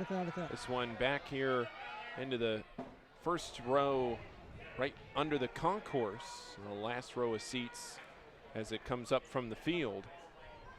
That one sounded like it hit the seat, but we couldn't tell from here, and the fans all looking around. Sounds like everybody's all right. No balls and a strike to Austin Newman. The third baseman, quickly Bennett ready again, and he misses inside with a ball that bounces in the turf to even the count at one. 1 run in the first, 5 runs in the second for the Yawls. Lexington scored first courtesy of a solo homer in the first inning from Devin Hairston on the second pitch of the game. This one swung on, foul tip into the glove of Jackson Pritchard. Ahead is Bennett, 1 ball and 2 strikes. Bennett ready to go again, fast pace. This one lined down the left field line. Will it get foul? It will, and what a catch by a maybe 9-year-old fan in left field. This ball drifted down onto the grassy berm, and a 9-year-old, I don't know, 8, 9 years old, little swath of kids down there, waited under it, made the play as everybody else scattered away. Kind of Andrew Jones-ish, too.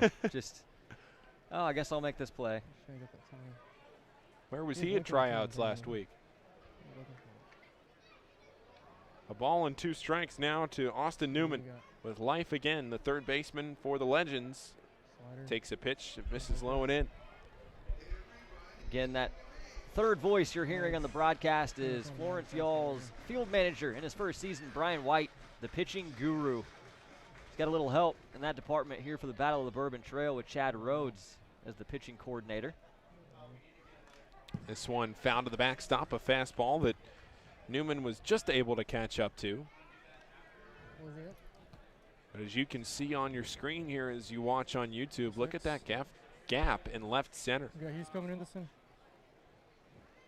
Massive space out there, a fastball outside. But you can see the way that Bennett is pitching and the way the outfield is shifting for Florence. Bennett is trying to go outside here to Newman and make him force it along that right side where they're pinched defensively. The 3-2 pitch. This one low and away, and it misses for ball 4. The second walk of the outing for Bennett. Good time. Brian White going out to have a chat with Bennett for the first time tonight. We'll leave him mic'd up. Let you listen in on the meeting of the minds on the mound. Jackson Pritchard, the catcher, joining the discussion. What we got going right here? Attacking fastball. Inside, outside, what are we doing? Outside, okay, we're in swings. You established that inside part yet with the basketball? Yeah, we have. Okay. Don't be afraid to go in off the plate right here either, all right? You hit him, you hit him. Right there. All right, come on.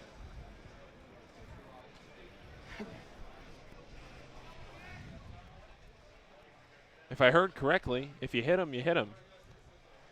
Wants the guy to work in with confidence, you know? Definitely not him suggesting to hit anybody, but telling him not to be afraid to bust the lefty in. You like that because you've seen him miss a couple of times outside and then trying to come in. Those balls have maybe gone a little too low or touched the turf. Yeah. And this one left down the middle, but a weak pop-up into right center field. Going out on it is Rolando Gomez, and he makes the catch for out number 2. Dalton Cornett popping up on the first pitch that he sees. Checking out the live chat on the YouTube live stream. We've been infiltrated by all the Lexington fans since they couldn't make the trip. It looks like the entire city of Florence is at the game, so happy to have the broadcast for those listening in the Lexington audience. Appreciate you following along in the Battle of the Bourbon Trail. 6-1 the score. The Y'alls in front here in the top of the 4th inning with 1 away. Ronnie Engelman is the batter. The first baseman struck out swinging in the 2nd inning, and the first pitch from Bennett is low and away for ball 1. Off of first base, it's Austin Newman. Engelman ready again to face this 1-0, and he flies it down the right field line, drifting and foul onto the right field berm. Count now even at 1 as the lights begin to take effect here in Florence with the time drifting closer to 8:30 here outside of Cincinnati. Swing and a foul tip back to the backstop from Ronnie Engelman. Timed that one up right, but couldn't barrel it up enough to keep it in play. Now Engelman behind, a ball and 2 strikes.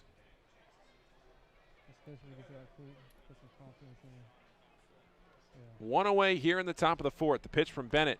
That one high and away. A fastball to even the count at 2.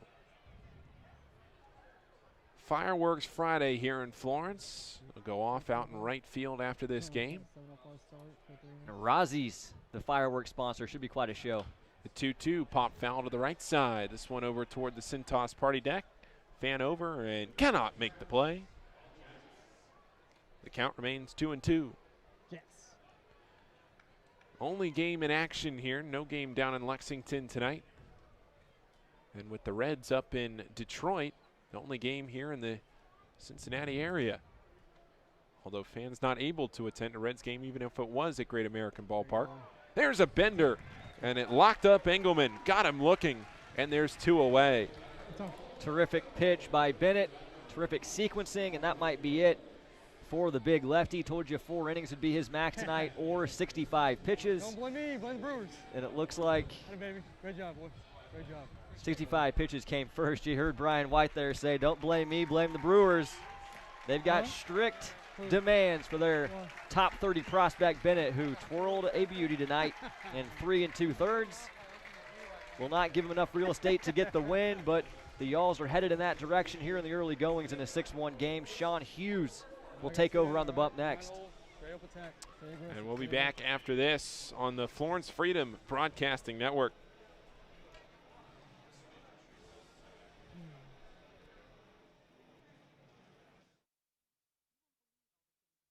Who did the Florence Freedom turn to when it was time to upgrade their scoreboard?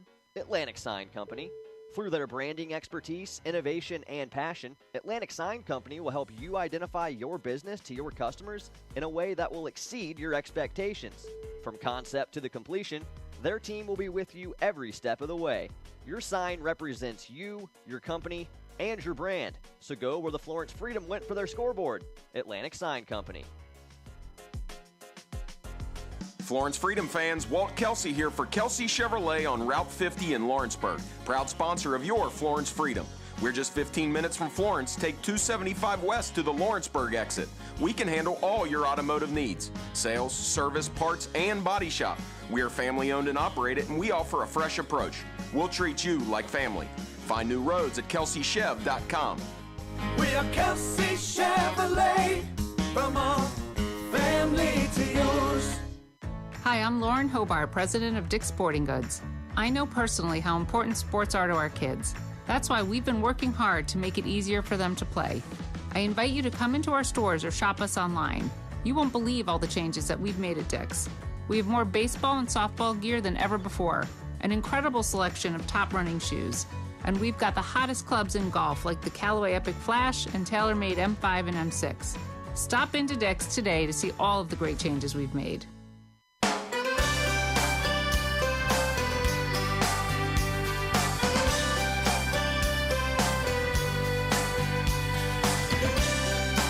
Top four here in Florence, and Sean Hughes takes the mound. The righty for the Yalls toes the third base side of the rubber, and he'll face Bud Morton. And Morton lays down his bat to bunt, but pulls it back as Hughes can't find the zone on his first pitch tonight. Ball and no strikes to the second baseman. Runner on first is Austin Newman. Legends still in a 5-run deficit right now. Hughes ready to go again. The pitch home, and it's sliced down the third baseline. Foul, and luckily just misses a fan. Saw Hughes pitch the other night in the exhibition game. So his second time here in as many games for Florence. Strict pitch count limits, keeping Nick Bennett from being eligible for a win. A 1-1 pitch, swung on and missed.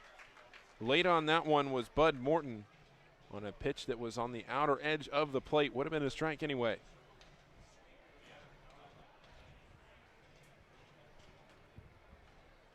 Ball and 2 strikes, and quickly Sean Hughes is a pitch away from getting out of this inning. The delivery home, the kick, and this one fouled to the left side, and the backstop.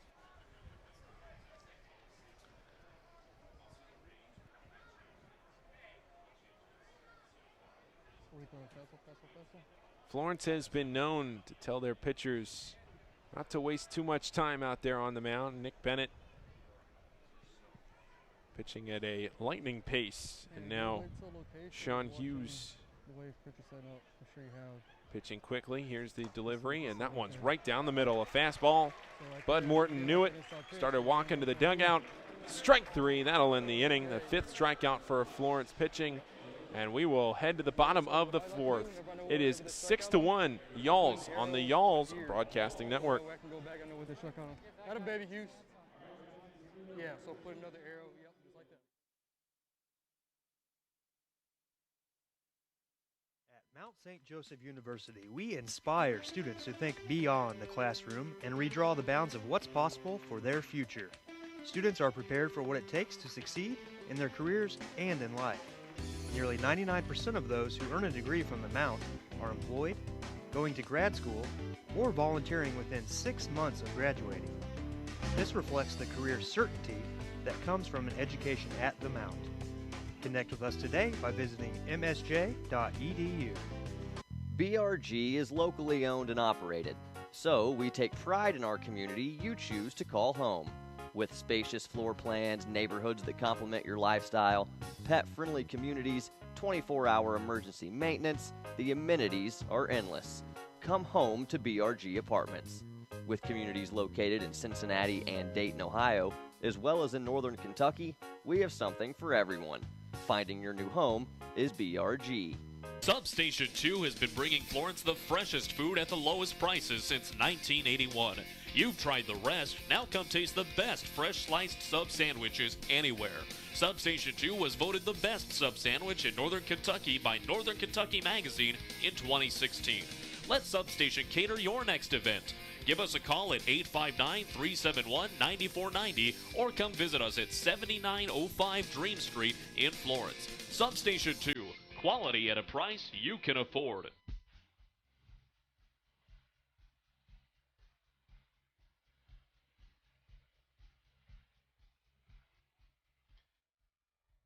Back here for the bottom of the 4th inning. Leading off is Kevin Watley, and he takes a strike from Tim Brown to begin this bottom half of the 4th. The Florence Yalls leading 6-1 here at UC Health Stadium. That one missing low to even the count at 1. Defensive change for Lexington. Peter Pacino is in there at first base, replacing Ronnie Engelman. Here's the pitch, the 1-1, and that one missing low as well. which means Watley works ahead. 2 balls and a strike. In the first inning, Watley walked, stole second, advanced to third, and then struck out looking in the second inning. So here in his third plate appearance, trying to get on for the second time. The 2-1, a fastball slices the heart of the plate. And it counts even at 2. Final line for the lefty Nick Bennett. 3 2/3, 2 hits, 1 run. It was earned, 2 walks, and 4 strikeouts. 2-2, chop down the third base line. This one rolling. This one's still fair. This one's still fair. This one just rolling foul. As it came to a stop, it took one last little turn to the left. And that will force Kevin Watley to have to stand back in the base. Almost squeaked out what would have been a gift of an infield hit.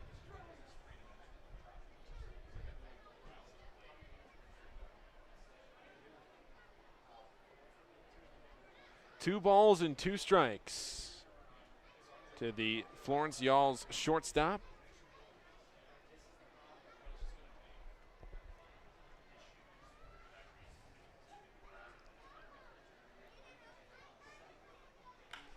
This one chopped to the right side, and another diving stop by Bud Morton to throw on to first is in time for the out. Bud Morton now taking away 2 base hits from this Florence team. Yeah, I was going to say it's the second time he's made a Webb Gym in as many innings. Doing a good job over there defensively at second base. The Legends leaving those 2 errors in the second in the rearview mirror as they've really turned it up defensively. Brandon Pugh scored a run last time up. Hit into a fielder's choice, got to first base, and stole second. And came all the way around. Now falls behind 0-1. First pitch running a little inside, but getting enough of the plate to call it a strike. 1 away here in the bottom of the 4th. This one grounded again to second base. Morton down on it, throws on to first. This time a little easier. Just had to shuffle a couple steps to his right. And that's the 3rd time in the last 4 outs for Lexington that Morton's been responsible for throwing a runner out. You can't say they're not challenging him. Nope. They're going right after that second baseman. Make this play. He's doing it. And Tyler Fitzgerald will stand in now with 2 outs. First pitch to him, swung on and missed. Florence going up, attacking. Fitzgerald has been on both times to the plate. Walked his first time up, didn't get any farther than first. Then doubled and scored in the second inning. This one a bender that catches the inside part of the plate. Brown working efficiently here in the bottom of the 4th. Y'alls with a 5-run lead at 6-1. In danger of going down 1-2-3 here. The 0-2 pitch. That one bounces in the turf. Brown able to lay off. Fitzgerald able to lay off.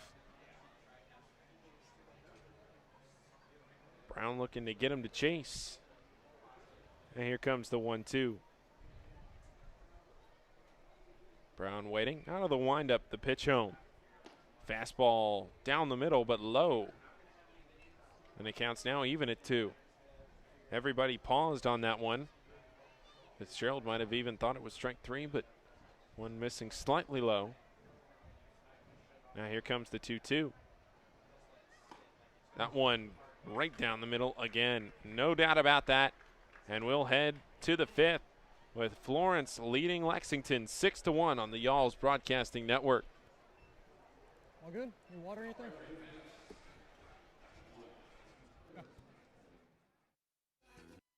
At Gentle Touch Grooming, your pet is treated with care and will look beautiful. Give your dog or cat the spa day they need. Gentle Touch offers spa baths, deluxe spa baths, full haircuts, and nail trimmings. Book an appointment today at 859-283-1373.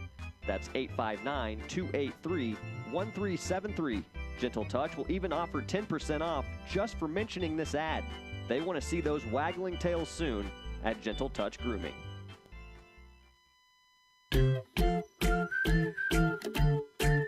Can't carry a bowling ball in a plastic bag. Can't rub plastic bags together to make fire. can't turn them into swim trunks. And you can't put plastic bags in your Rumpke recycling container. Visit Rumpke.com for recycling do's and don'ts. Learn more at Rumpke.com.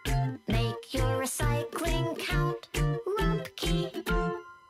Chris Collinsworth here. Western and Southern can help you translate your financial needs. Start with a free, no-obligation insurance checkup. It doesn't take long, and it's a great way to find out how to protect your family's future. Talk to a financial translator today. Call our Northern Kentucky office at 859-426-3300. That's 859-426-3300 for your free, no-obligation review. Compensated endorser, Western and Southern Financial Group, Cincinnati, Ohio, R5-1307.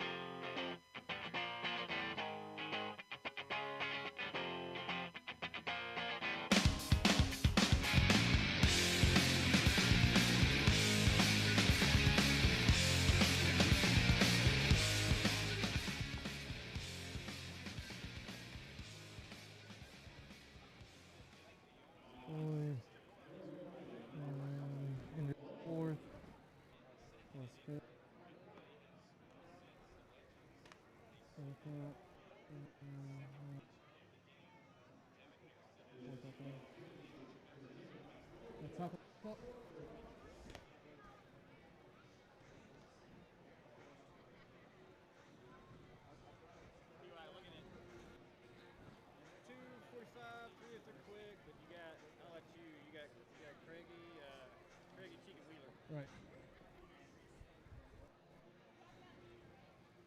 Okay. So, 1, 2, 7, 9, 5, 6. Yeah, if you go through 2, I'll give him 2. We'll go 1, 1, 1.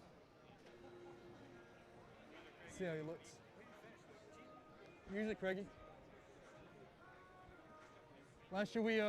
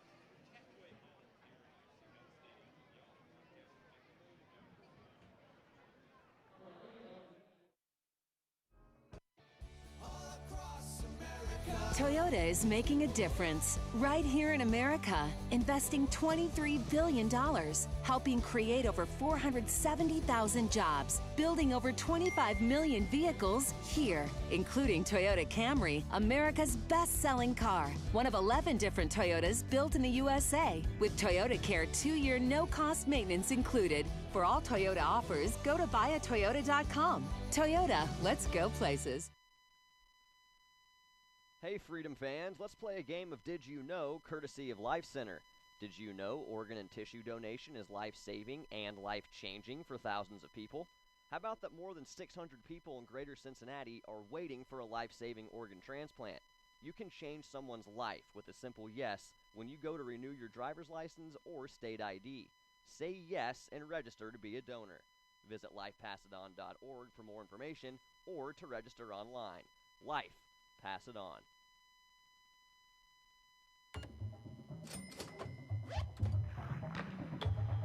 Points, cash, gear, sports. With a Dick's Scorecard, you earn points on all your purchases and get 3% back in rewards and access to exclusive deals and events. It's simple. Points lead to cash to buy gear so you can play more sports. Get your Dick's Scorecard and start earning reward certificates today. Every season starts at Dick's.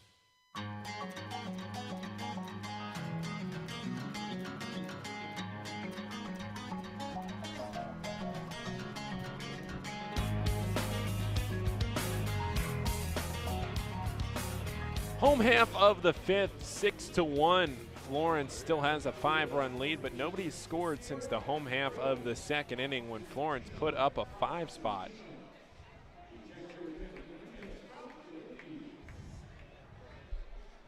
Bats were lighting up the field here at the start of the game for Florence, but since then, Lexington pitching has settled in and has not allowed a run since then. Well, we get to play a fun little game of pick the pitcher, Paul. Well, 44 on the mound for the Legends, but no 44 on the roster. So, who do you want to go with? Well, I'm going to go with Robbie Ross, because there's 2 lefties that don't have a number. One is Alex Hamilton, the other is Robbie Ross. Hamilton is 6 foot 190, and Robbie Ross Jr. is 5'11", 215. But this one is swung on and taken deep to left off the base of the wall. And going into second, standing up, is Jackson Pritchard with a leadoff double off of who we can only assume is Robbie Ross Jr. I like it. Good swing there by Pritchard. Short, quick to it, and the park just held that one. Hit it a long ways on a line off the base of the wall. Everybody taking their turn offensively. It seems like 1 through 9 for the Yalls in this game, getting their confidence and asserting at bat. That's the one for Pritchard. I'll put a little question mark in my scorebook next to Robbie Ross's name. If it is indeed Robbie Ross Jr., he was a second-round pick by the Boston Red Sox in 2008. Rolando Gomez goes up against Ross and lays down a bunt that trickles foul down the third baseline, trying to advance Jackson Pritchard an extra 90 feet. Pritchard on base for the second time tonight. Rolando Gomez trying to get on for the second time. Reached on an error by the second baseman. His second time up after striking out looking to end the first inning. Gomez batting from the left side. Here's the pitch home. And it's bounced through the right-handed batter's box. Yeah, I like your guess. This guy seems pretty well put together. I like the 5'11", 215. I think you pinpointed him. Why not? Unless they added somebody to the roster. That could always be. We added about 8 guys today at noon, so it does happen. There's a strike along the outer edge. 1 ball and 2 strikes. Second baseman for Florence. We'll have to battle now here, falling behind 1-2. The pitch, and it bounces to the backstop. The count now even at 2, but Jackson Pritchard advancing 90 feet. Had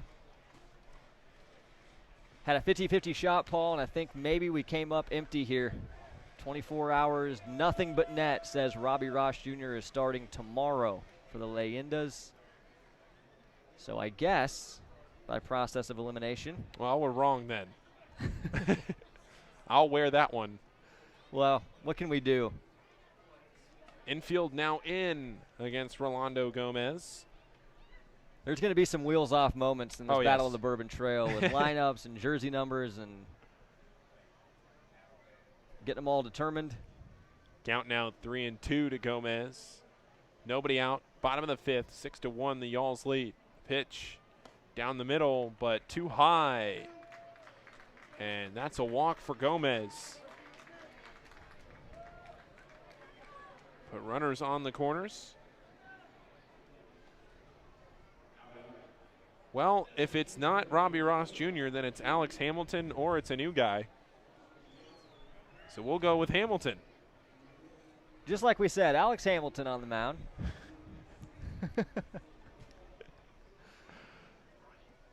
I was just giving Robbie Ross a nice warm-up for tomorrow's start. Time taken by Dakota Hunley.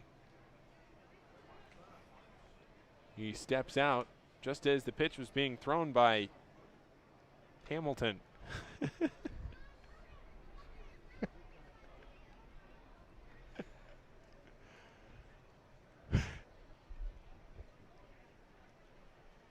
First pitch now, fastball outside, can't find the plate. We do the best we can with the information we're given, and there was no information given on number 44.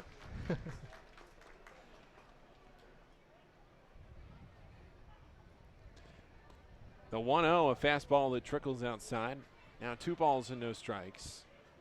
And Hamilton unable to find the zone.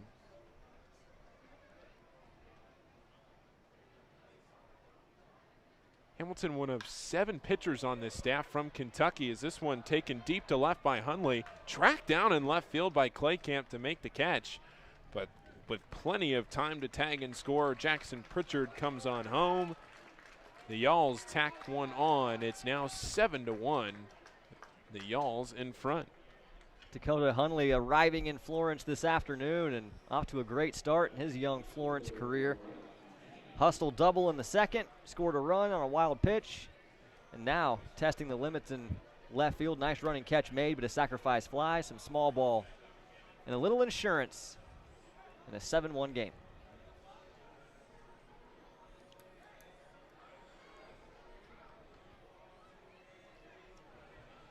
Rodney Tenney now to the plate.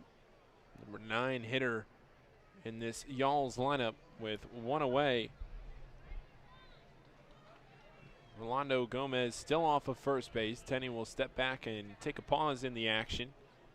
7-1, Florence in front here in the bottom of the fifth.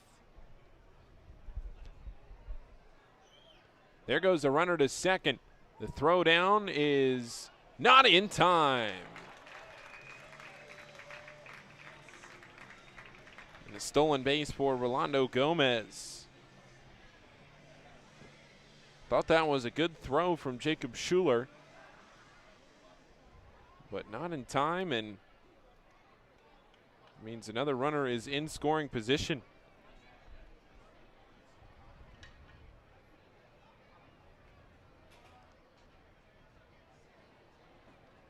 Here comes the 0-1 to Tenney. He shows bunt, and he pulls it back even though it was called a strike, and he falls behind 0-2. Waiting on deck is Austin Medica. The lineup is set to turn over.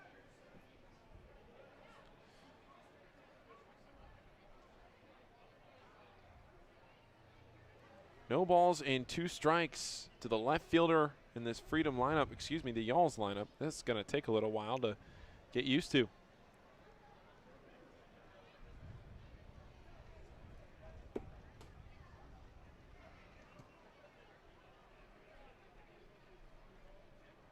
The 0-2 pitch. This one kicking into the turf and going all the way up the third base line before eventually Jacob Schuler is able to track it down. But staying at second base was Rolando Gomez.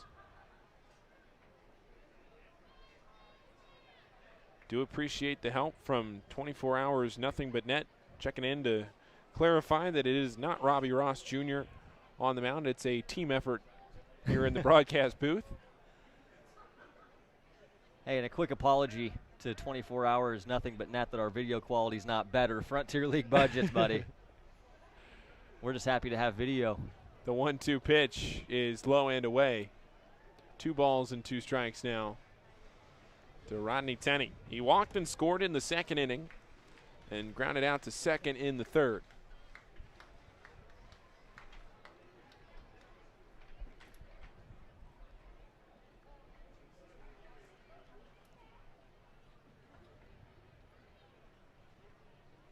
Tenney takes time, steps away, readjusts his gloves. This has been a prolonged at-bat. Psychological game between the pitcher and the hitter. Middle infield playing back. Corners even with the bags. Here's the pitch, grounded back up the middle, and it's controlled by Schuler. Throws on to first. That's 2 outs. It was a fair ball. It went straight down and straight back up. Schuler from behind the plate came 2 steps in front of home plate. Caught it on the fly, and right after it hit the ground, threw on to first for the second out of the inning.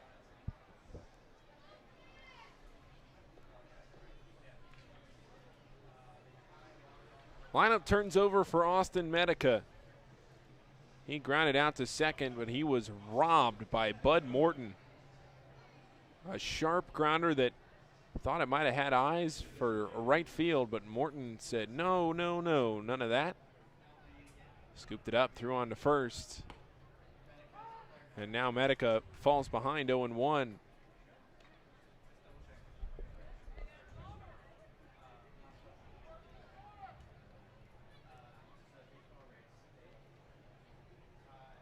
Two away here in the bottom of the 5th. Freedom have already added a run to their lead. It's 7-1 the Yalls. The 0-1 pitch misses low and away to even the count. A ball and a strike.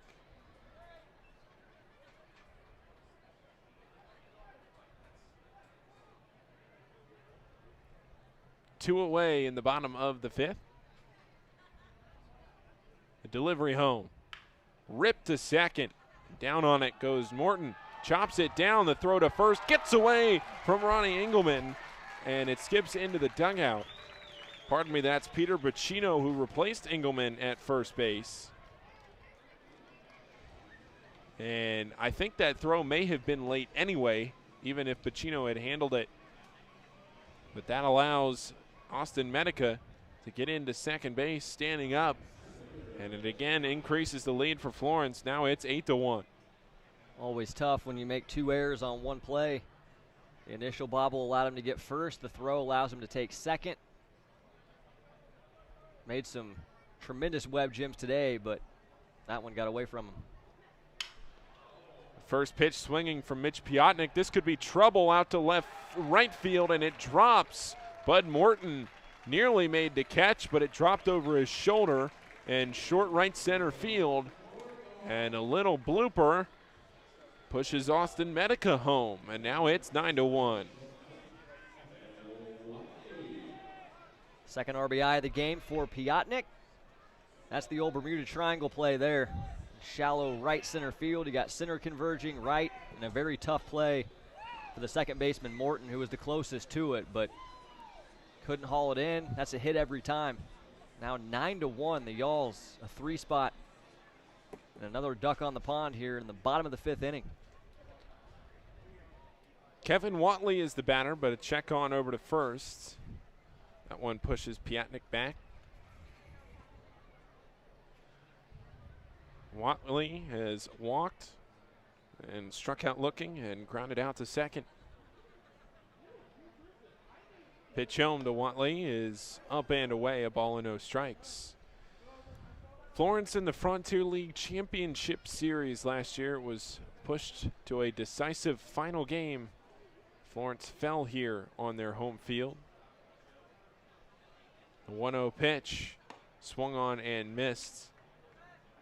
1 ball and 1 strike. The River City Rascals, Frontier League champions last year in the final season of River City franchise. That was a bitter pill to swallow. Game 5 here in Florence that didn't go the Y'alls. Of course, the Freedom then their way. Had a couple run lead in the 7th inning. 5-3, but a 6 spot for River City in the bottom of the 7th. Turned that game on its head. 1-1 pitch taken deep to right center field. This one will push Suozzi back nearly to the warning track, but he tracks it down and makes the catch for the 3rd out. Freedom able to tack on 3 more runs. The Y'alls add 3 more runs, and it is 9-1 Florence on the Y'alls Broadcasting Network as we head to the 6th.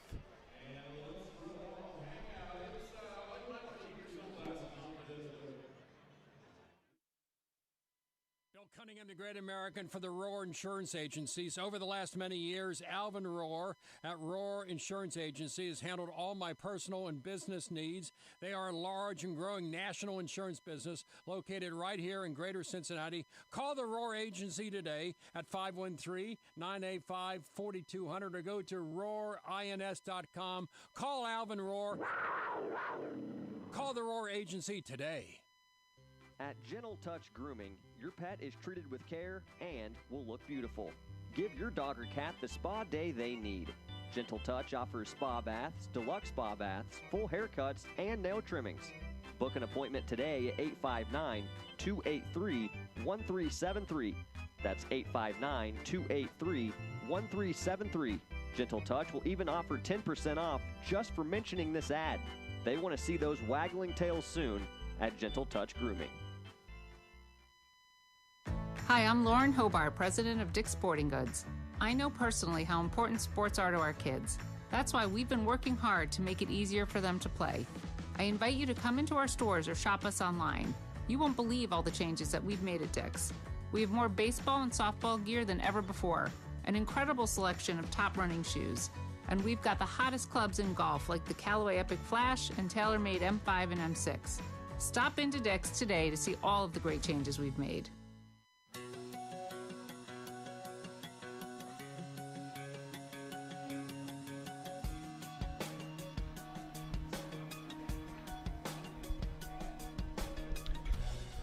Starting off here in the top of the 6th, Lexington Legends coming back to the plate. It's Sam Claycamp, and coming back on the mic, it's my partner, Aaron Brody, to take the play-by-play. Thank you, Paul. Nick Floyd back out, 2nd inning of work. All Y'alls so far in this historic home opener. First game in Florence Y'alls history, off to a great start. 9-1 your score in the top of the 6th inning. Nick Floyd's first pitch of the frame, a strike on the inner half to Sam Claycamp, and an 0-1 edge for the pitcher. Nick Floyd, the 6'4 righty out of Ball State. Tremendous college pitcher. First opportunity in the pro game. Fastball's up, and he enticed a swing, an awkward swing at that from Claycamp, and Floyd ahead 0-2. Now, I still consider this pro ball. It's not the Frontier League season. It's not the official independent baseball. But look around the amount of affiliated guys on the field tonight. This is a pro game. 0-2 pitch is a good changeup, but it will miss outside for ball 1. Claycamp 1 for 2 in the game, singled in the first inning, struck out in the 3rd. Floyd spinning the baseball in the throwing hand as he leans in for the sign.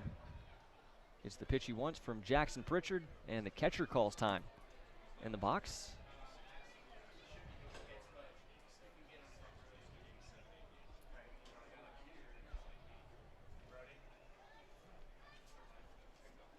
One-two pitch on the way. Fastball and a late swing. Good cheese from Floyd, and it's strike 3 for Claycamp. 1 up, 1 down in the 6th.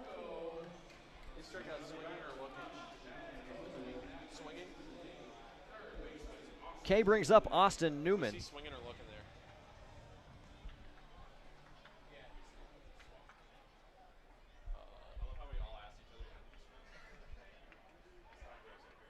Pritchard wants this one out. It was out. Hits the mitt, gets a swing and a miss Floyd doing a good job getting ahead of hitters. The big right-hander is the third arm to toe the rubber tonight for the Freedom. Nick Bennett got the start. Sean Hughes went a third of an inning in relief of Bennett, and it's been Nick Floyd's ball ever since. Fastball is a strike on the outer third. Newman now in the 0-2 abyss. Strikeout and a walk for the right-handed hitter.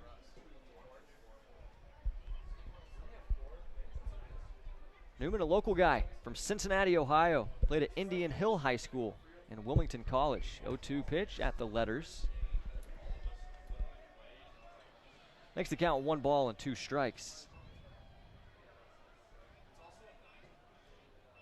Y'all's playing deep up the middle at short and second, respectively. Watley and Gomez a couple of steps into the outfield turf. 1-2. Good pitch. Fastball. Outer edge. No swing, but a strike. It's strike 3. It's a backwards K and a couple of strikeouts for Nick Floyd, who's getting a little bit more confident with every pitch he throws in his first appearance here at UC Health Stadium. Worked a relatively quiet top half of the 5th. Did pitch around 1 hit batter, but now a couple of strikeouts and is still yet to allow a base hit. It's Dalton Cornett in the box now. He's swinging away at a first pitch fastball and sends it off the netting behind home plate to fall behind. It was the Lexington Legends who scored first in this game, and they wasted absolutely no time. Devin Hairston taking Nick Bennett deep to start the game in the top of the first, a leadoff homer. But it's been all y'all since. 9 unanswered. Here's a swing and a slow chopper to first base. Played on a third hop by Medica. Overplay. And Nick Floyd's at the bag in time. A 1-2-3 frame for the Florence Yalls, and Nick Floyd. And the home team comes to the plate. Up 8. 9-1 your score at UC Health Stadium. Keep it right here on the Florence Yalls Broadcasting Network. Who did the Florence Freedom turn to when it was time to upgrade their scoreboard? Atlantic Sign Company. Through their branding expertise, innovation, and passion, Atlantic Sign Company will help you identify your business to your customers in a way that will exceed your expectations. From concept to the completion, their team will be with you every step of the way. Your sign represents you, your company, and your brand. So go where the Florence Freedom went for their scoreboard. Atlantic Sign Company. Have you ever wondered what heaven tastes like? Today at the ballpark, we are giving you the opportunity to do just that. To delight your taste buds, we present Curd Town deep-fried cheese curds. These golden crispy morsels, with their gooey cheesy center, are the tasty treat that have all of the angels singing.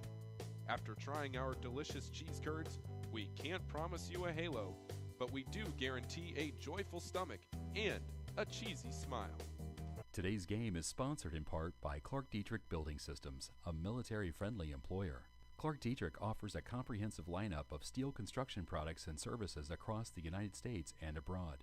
Using cold-formed steel, we manufacture innovative products for interior framing and finishing, exterior framing, floor and roof framing, as well as clips, connectors, metal lath, barrier mesh, and accessories.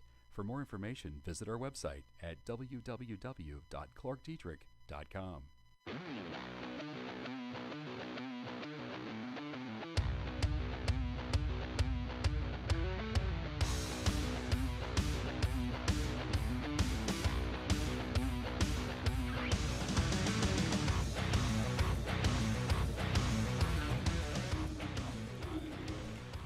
Back to the action in the bottom of the 6th inning. Florence up 9-1 on the Lexington Legends. Aaron Brody and Paul Fritchner with you from UC Health Stadium. The sun has set.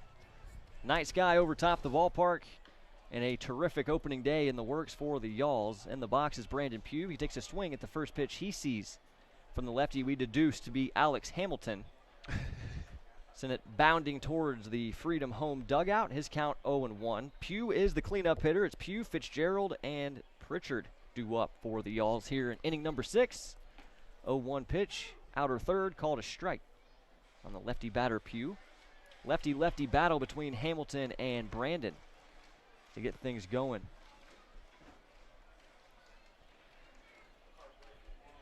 Hamilton working from the full windup. Here's the 0-2. Fastball line past first, and a fair baseball rolling down the line and bouncing off the wall, jetting out in foul ground. Brandon Pugh's got all the wheels. He's up standing at second base, and in a 2-strike count, he got an inside whopper, and he turned on it.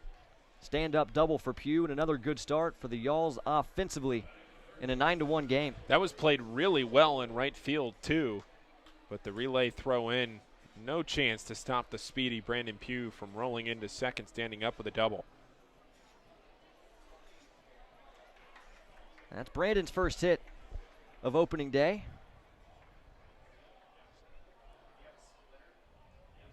On the board with a 2-bagger, and now Tyler Fitzgerald digs in and watches a low fastball from pitch number 1. Fitzgerald ingratiating himself quite nicely in his first day in a Florence Yalls uniform. 3 RBIs in this one. He'll lay off this off-speed pitch, and for good reason. It was a hair outside.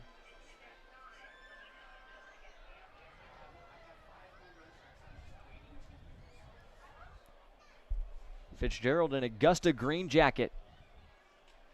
And the Giants organization, A-ball.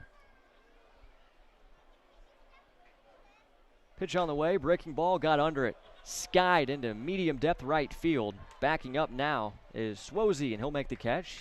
Lost his balance as he planted to fire as Pugh takes off for third base. They'll have no shot. A productive out. Pugh now 90 feet away from scoring run number 10 for Florence, and Jackson Pritchard, who doubled just an inning ago, digs back in.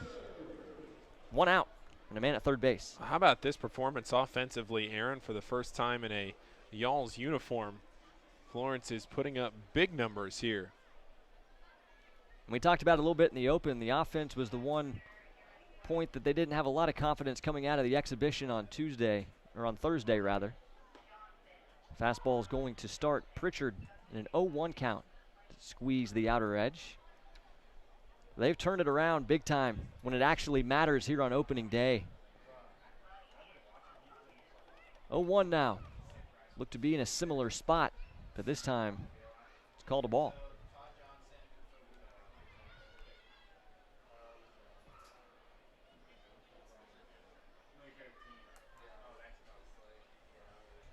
Pritchard 1 for 3. Here's the 1-1. Swing and a bullet towards left center field. This is going to get down. Cut off in center field by Winokur. Brandon Pugh had to wait and see it down, but he'll score easily. Jackson Pritchard's got a double and a single now and an RBI, and it's a 10-1 lead for your Florence Yalls. Good piece of hitting. Saw that ball into the barrel of his bat. Got out in front just enough to split that gap and left.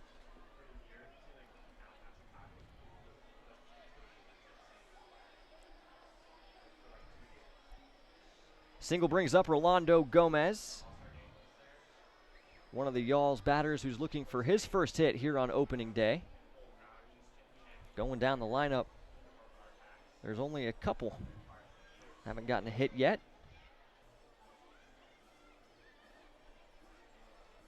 Meeting of the minds taking place on the mound right now. The catcher, Jacob Schuler, went out to have a word with Hamilton, and he's buying some time.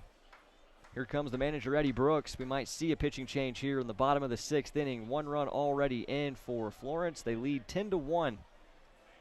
Whole infield now gathering on the mound. So for the first time in a young season on opening day, we will welcome you in to the UC Health Stadium broadcast booth. Aaron Brody here, Paul Fritchner there. Historic opening day in the works tonight, Paul, and the Florence Yalls have really shown up. Yeah, they have. It's been impressive on both sides of the baseball, but at the plate to put up double digits in the first game here at UC Health Stadium wearing those Robin's Egg blue uniforms. It's great for the fans to come back. They've been so into it the whole game. The fans, right from first pitch, have just embraced this team and embraced having live baseball that they're able to watch right out in front of them here at a game. Yeah, this is the kind of performance that's going to bring this good crowd back for future games, which is always a plus. It will be the Florence Freedom tomorrow here at UC Health Stadium, taking on squad number 2 put together by Lexington here for the Battle of the Bourbon Trail. It's the Freedom and the Las Leyendas tomorrow at 6:35 right here at UC Health Stadium. Jonathan Tripp's going to start that game. We will actually have him as a surprise guest in the 8th inning tonight on the broadcast, so we'll look forward to bringing Jonathan in and talking to him about his experiences in affiliated baseball last year, signed for the first time with the Greenville Reds, and now with minor league baseball going the way of the dodo here in 2020, he's back trying to find some innings, find some work, and the Freedom will be happy to have him on the mound tomorrow. Yeah, and he's a seasoned veteran of playing here in Florence. He's been here for a while and getting some more experience out here, as you mentioned, with the minor league season being gone. So many affiliated players being here. Tripp, one of them, stays on the mound, and we'll see him tomorrow afternoon. Yeah, there'll be a couple of Greenville Reds in the lineup tomorrow for the Florence Freedom. Jonathan Tripp obviously on the mound. A.J. Bumpus will be playing right field, most likely. Haven't seen the lineups yet, but Bumpus, the standout right fielder from UC, and, of course, a Reds farmhand as well. So a whole bunch of Cincinnati ties on the field tomorrow as the Freedom play host to the Las Leyendas in their opening day here at UC Health Stadium. We're going to take you back to the field cam, and we're going to send it to the action. Was going to send it to break, but we got a new pitcher warmed up, ready to go. Rolando Gomez stepping into the box.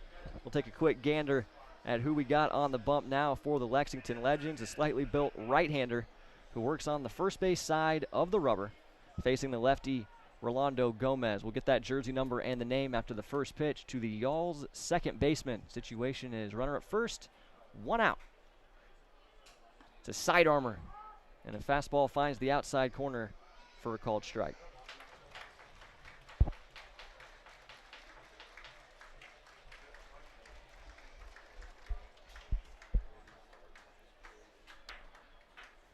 Closed off from the stretch. Side armor deals, swing, and a bullet towards right center field. This one's sinking quickly, and it's going to skip in front of the right fielder, Swosey, who played it off his chest on a bounce.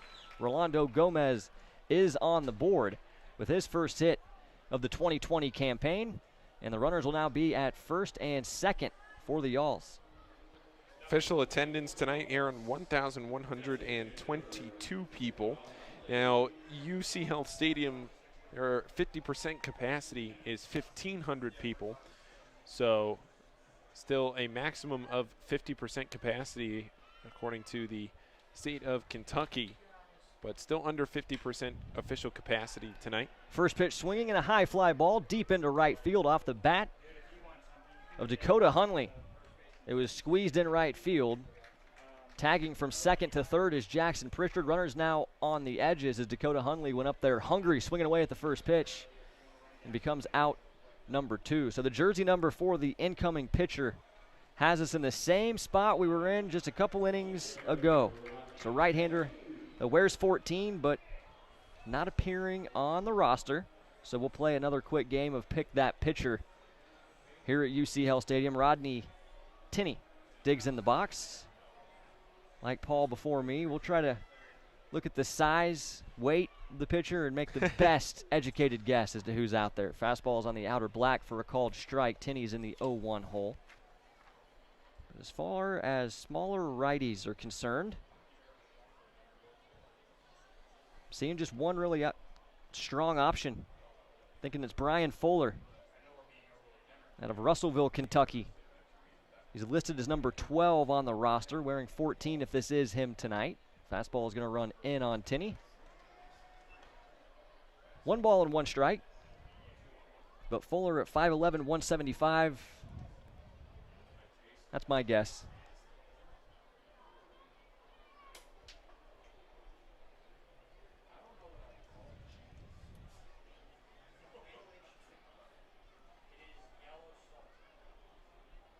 One on the way. Fastball just outside. Looked to be really close to the corner. But Tinney gets the call. It's 2 balls, 1 strike.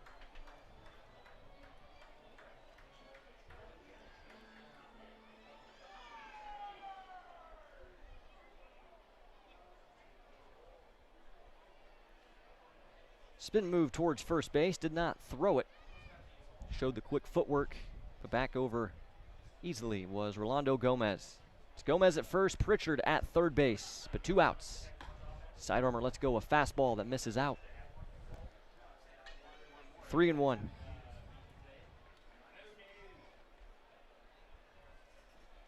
Tenney a walk tonight and a run scored. And a couple of ground outs since. Looking for his first hit here on opening day. Time called in the box.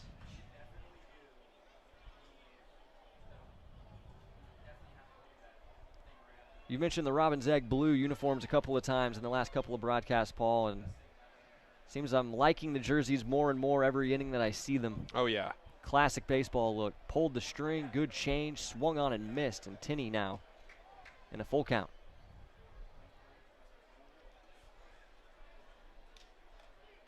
Fuller rocking the knee-high socks on the mound for the Legends. Strong look. Solid blue tall socks. The Legends in their blue tops with green sleeves, green hats. The gray pants with one stripe of blue piping down the side. Fuller choosing to rock the solid socks. Payoff pitch, chopped the other way, and this is a foul ball played on a backhand by Newman. Showing his range, but he'll just get this ball back to the pitcher, and we will have another payoff pitch.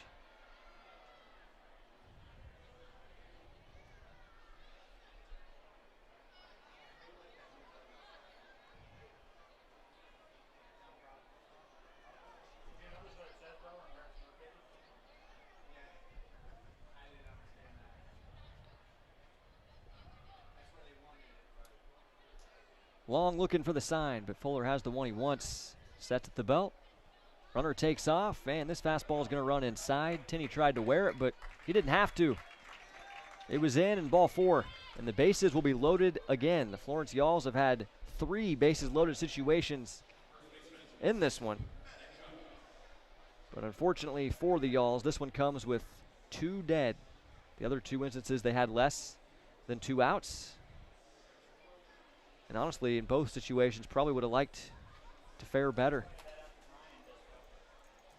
Lexington did a tremendous job minimizing the damage in the first inning with the bases loaded, allowing just 1 run, the tying run in that frame. First pitch on the way to Austin Medica. And it's a strike on the outer black. Back to the top of the order now for the Yalls. Harrison DeNicola got the start in this spot, but was yanked in the 3rd inning in favor of Medica to get some reps. Nicola got the first hit in Yall's history and scored the first run. That's enough for opening day. 0-1, late swing on a fastball. No balls and 2 strikes.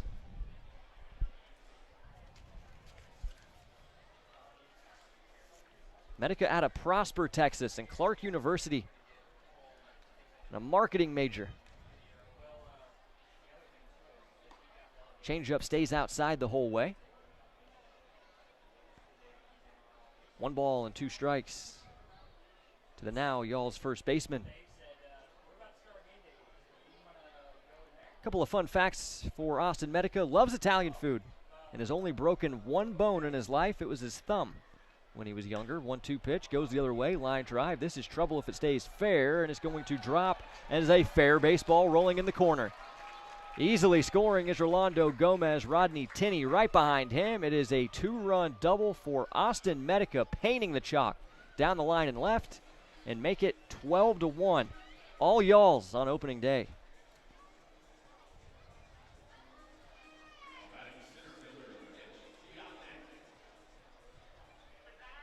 Rodney Tenney is going to have to go back to third base there. Did it skip out of play? They're going to say it was a ground rule double that had just kicked into that grassy berm. So it's only 12-1. Thought for a brief second it might have been 13-1, but another crooked number here in the inning. Mitch Piotnik, the new hitter, and he lets go of the bat on a big swing. Sends it into his own dugout. Luckily, that netting caught it first. And the bat just helplessly fell to the turf in front of that railing, in front of the Yalls' first base dugout. So Piotnik, not surprisingly, will reapply some pine tar and dig back in the box. Runners now at 2nd and 3rd. The ground rule double for Medica, so 1 RBI awarded to the leadoff hitter. But a couple more ducks on the pond, both in scoring position. as Piotnik gets his first opportunity at the plate from the left side in this game. 0-1 pitch, working in to win, but missing inside. And the count is 1-1.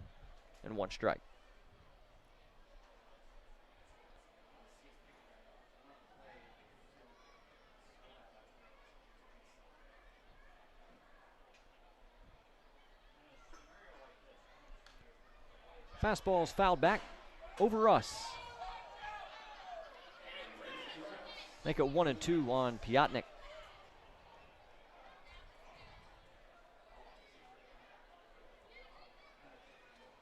Florence has plenty of insurance in this game.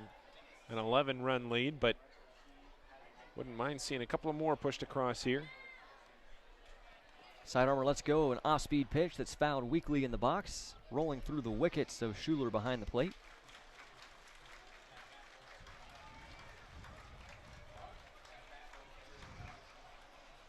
Each team scored 1 in the first inning. All y'all since. 5 in the second, 3 in the fifth, and so far 3 more in the sixth. 1-2 pitch. Fastball stays out. Fuller liked the spot. He was heading towards that Legends dugout, but he'll have to turn around and trips back up the mound in a 2-2 count. Piotnik's got an RBI single, also an RBI walk, so he's plated a couple of runs here today. And he's caught looking on this one. Fastball snuck up on him on the outer black. Down looking for the second time today is Piotnik, but the Florence Yalls have put themselves in tremendous position through 6 innings. They lead the Lexington Legends 12-1 as we set our sights on the 7th. Next.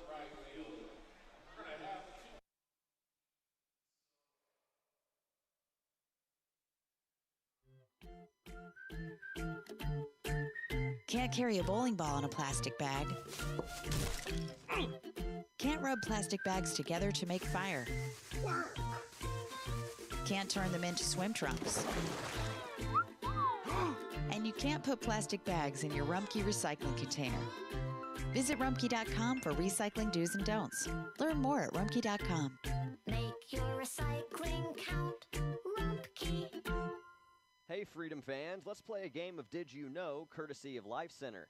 Did you know organ and tissue donation is life-saving and life-changing for thousands of people? How about that more than 600 people in greater Cincinnati are waiting for a life-saving organ transplant?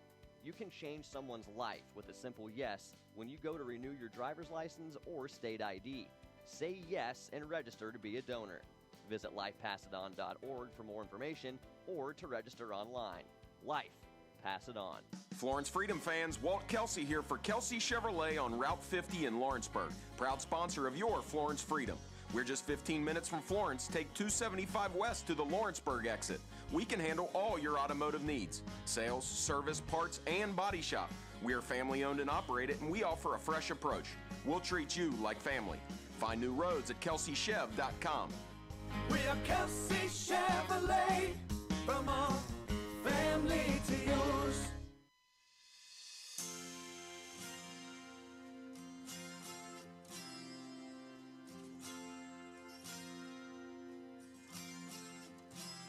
I wanna show all of my haters love.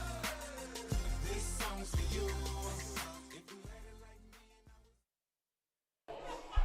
Welcome back to UC Health Stadium. It is the 7th inning, and we got another new arm on the mound. Aaron Brody and Paul Fritchner with you from the UC Health Stadium press box on historic opening day in Florence, Kentucky, the first game of the Florence Yalls franchise. And a tremendous crowd showing up for it. The new pitcher on the bump, lefty Hayden Wheeler. So Nick Floyd goes a couple of strong innings tonight. Emphasis on strong. Strikes out a pair, does not allow a hit or a run, and 2 good innings of relief. So Hayden Wheeler becomes pitcher number 4 to toe the rubber tonight for the Yalls. The slightly built left-hander is out of Topeka, Kansas, played his college ball at Tabor College, and signed with the Florence Freedom here in the Frontier League in 2019. I'll never forget his first appearance as a pro at River City, facing that lineup full of mashers that the Freedom would see again in the Frontier League Championship Series, and Hayden Wheeler came in relief of Frank Valentino that night in June and promptly struck out the side. Just a tremendous debut performance and one that has stuck with me. Of course, I also have family in Kansas, lived in Topeka, Kansas myself. I've related to this guy ever since he signed at the club. One of my good friends on the team, but a tremendous and talented pitcher as well. And he'll go to work on Peter Bacino, Bud Morton, and Devin Hairston. And here to tell you all about it, my partner in crime, Paul Fritchner.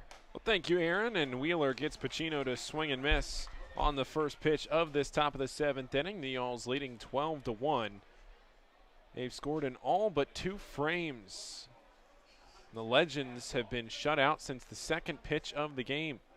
The 0-1 delivery here to Bacino from Wheeler is a fastball right down the heart of the plate. No balls and 2 strikes.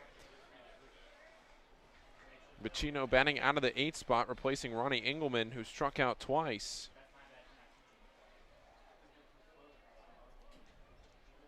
Legends only with 4 hits tonight. The 0-2 pitch here to Bacino. Bends in, and no swing. Called strike 3. First strikeout for Wheeler. And a great sequence there. Good morning, good afternoon, good night. As Bacino goes right back to the dugout.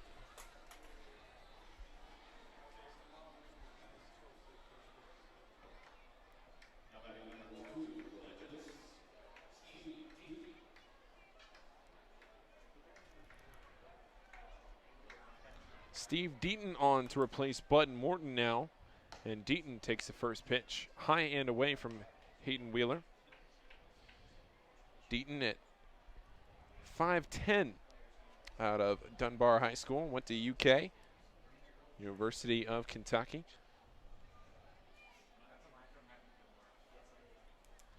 The 1-0 pitch. That one's in there, a called strike. Now, Aaron, you and I were talking about it in between innings. I'll admit I don't know the full story, but former Major League star Ben Revere is listed on the Lexington Legends roster now. He's not here tonight in Florence, but a native of Lexington, Kentucky. Went to Lexington Catholic High School as Wheeler bends one in there to put Steve Deaton in a 1-2 hole. Ben Revere played all around the major leagues, most famously probably with the Blue Jays and the Philadelphia Phillies, is on this Lexington Legends roster. We see him as this season goes along. 1-2 pitch. Grounded foul down the third base line. Yeah, that is one of the names that sticks out. Lexington has done a good job putting together a roster full of guys with affiliated experience as you look at it. I mean, you got the Reds, the White Sox, Blue Jays, Red Sox, Reds, Diamondbacks, Tigers, Mets, Diamondbacks, Brewers, Twins, Mets. I mean, they are loaded with affiliated guys, at least they have affiliated experience. But Ben Revere, they're the only one with major league experience.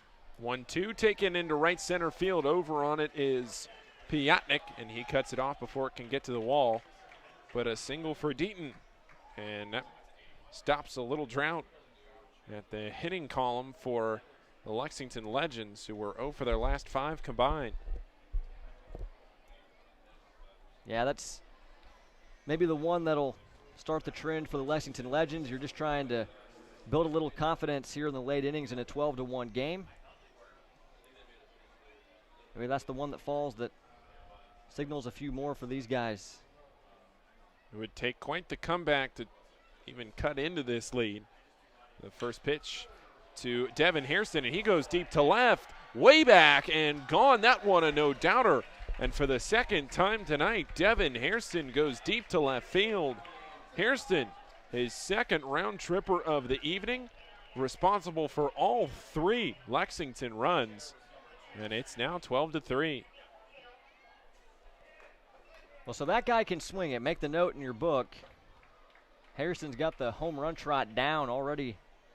A pair of round trippers in this game. Quite an opening day for him. Maybe lost in the shuffle in a 9-run game, but that guy, he's going to be a problem.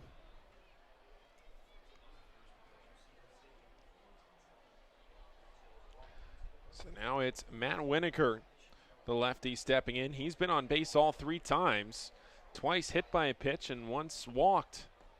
The first pitch from Wheeler is low and away. 12-3. There was Legends' first 2 runs since the first inning. 6 hits now for the visitors as the Alls try to slowly put this game away now in the top half of the 7th inning. This one swung on, foul to the backstop by Winokur. All 3 times on base, Winokur has been put out by a fielder's choice.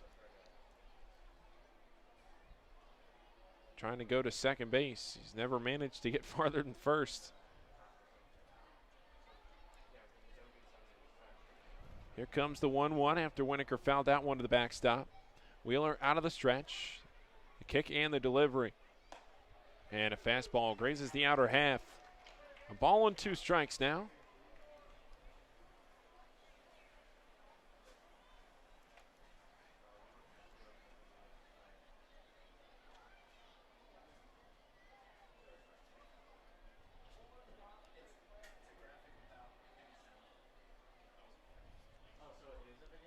Winokur waiting. Here's a delivery from Wheeler. And a fastball. Doesn't miss by much. Low and in. Even the count at 2. A good crowd of over 1,000 sticking around here in Florence. Haven't seen too many head for the exits, even though the score is a 9-run lead for the home team. Everybody enjoying what is a great night. The rain held off. Weather's not too hot. Pitch misses low and away. 3 balls and 2 strikes.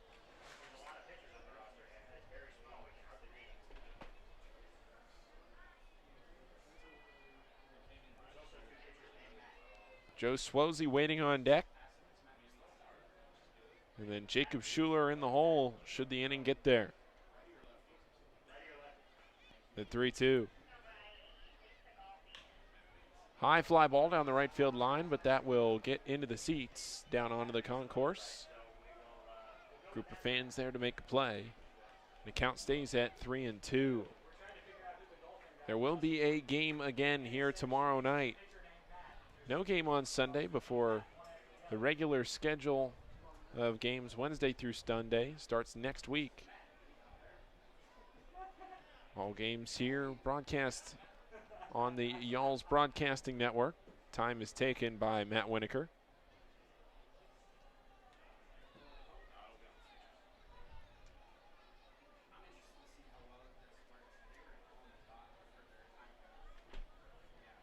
Here's the 3-2 pitch to the center fielder. And it's high, brushes him back. Ball 4 means Wheeler puts a man on base. Labored a little bit in this inning. His 1 out is a strikeout looking. And Joe Swozy now up. He's hit into 2 fielder's choice. Also, he flew out to right field in the first inning. Both times he's gotten on by a fielder's choice. He got to third once and then was just left at first. Swozy standing tall there. 6'2", 205 out of New York. Undrafted free agent for the New York Mets system. The first pitch to him from Wheeler finds the zone for strike 1.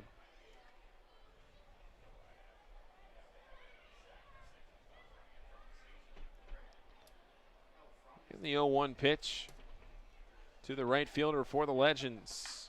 Chopped to third, and it skips foul down the third base line.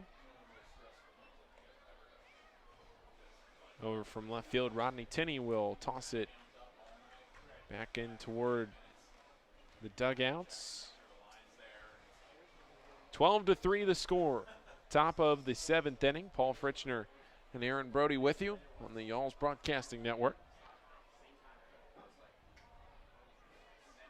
Y'all's trying to put this one away and secure their first win as the Florence Y'alls. The 0-2 pitch. Taking a third again. This one again gets foul.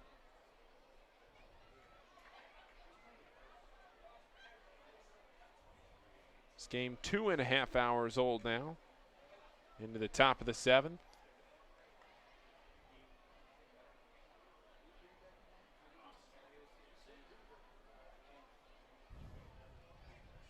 Big gap in right center field as Piatnik shades over toward left center. Rodney Tinney playing deep and over toward the line and left. Here's the 0-2 pitch. Swosey takes upstairs. A ball and 2 strikes. Standing off first, it's Matt Winokur. He reached on the walk. 12-3, Y'all's lead.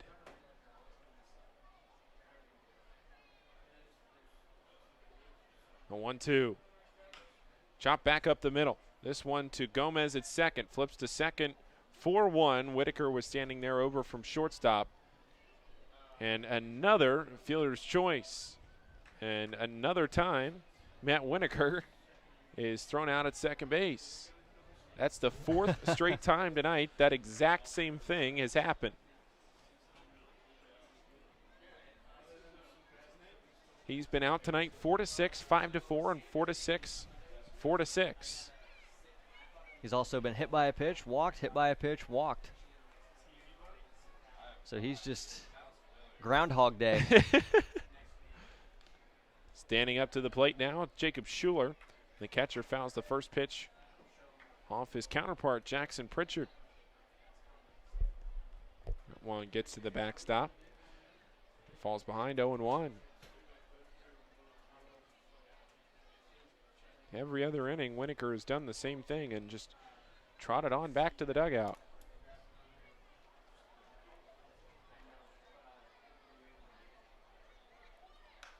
Schuler takes this one deep down the right field line, but drifting foul. No balls and 2 strikes. With 2 outs. Wheeler 1 strike away. Toes the first base side of the rubber. Pitching out of the stretch with the runner on first base. That's Joe Swosey. Wheeler comes set, checks the runner first, now comes home, and a fastball is too high.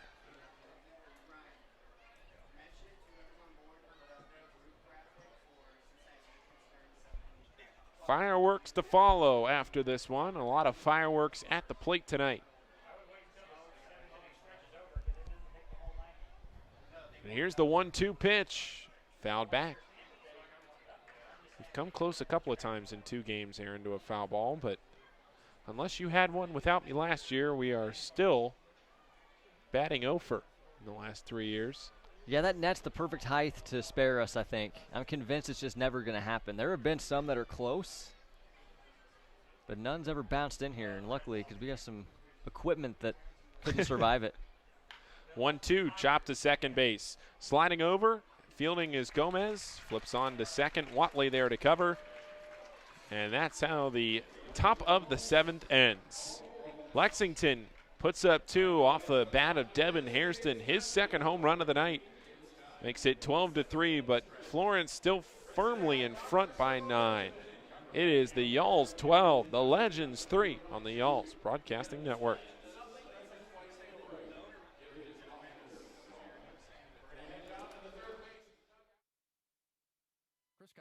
Here, Western and Southern can help you translate your financial needs. Start with a free, no-obligation insurance checkup. It doesn't take long, and it's a great way to find out how to protect your family's future. Talk to a financial translator today. Call our Northern Kentucky office at 859-426-3300. That's 859-426-3300 for your free, no-obligation review. Compensated endorser, Western and Southern Financial Group, Cincinnati, Ohio, R5-1307. BRG is locally owned and operated, so we take pride in our community you choose to call home. With spacious floor plans, neighborhoods that complement your lifestyle, pet-friendly communities, 24-hour emergency maintenance, the amenities are endless. Come home to BRG Apartments. With communities located in Cincinnati and Dayton, Ohio, as well as in Northern Kentucky, we have something for everyone. Finding your new home is as easy as BRG. It's not just a truck.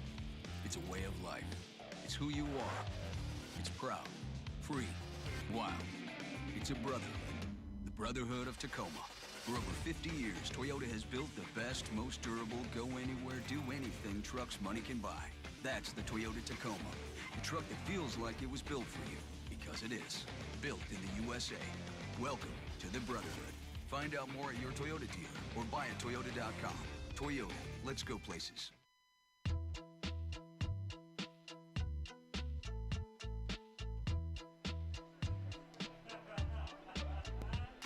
Well, Aaron, here we go into the bottom of the 7th inning. Paul Fritchner, Aaron Brody with you on the Florence Y'all's Broadcasting Network. Aaron, you'll be joined by Jonathan Tripp here for the 8th inning. I'll step away and we'll see what happens in the 8th. But before we get to that, it's the bottom of the 7th as the Y'alls try to add to the lead, maybe get a couple of runs back after Lexington put up a 2 spot in the top half of this inning. A 2-run homer, the second home run of the night for Devin Hairston, who has been the offense for Lexington. Yeah, he's played it all 3 runs tonight. I know there's no bus trips, there's no buses here in the Battle of the Bourbon Trail, but if there were, he'd be getting to pick the movie on the drive home. He has been exceptional tonight. 2 for 4, 3 RBIs, a pair of homers. That's a pretty remarkable opening day. First pitch swinging is Kevin Watley, who leads off here in the bottom of the 7th, and he chops it foul up the third base line. Watley tonight, his 5th time to the plate. He's walked, struck out looking, grounded out to second, and flown out to right. So he's only been on base once. One of only 2 Y'all players to not score as he fouls this one to the backstop. Harrison DeNicola has scored 3 times. Brandon Pugh has scored twice. Fitzgerald once. Pritchard twice. Gomez twice. Hunley once. And Tenney once.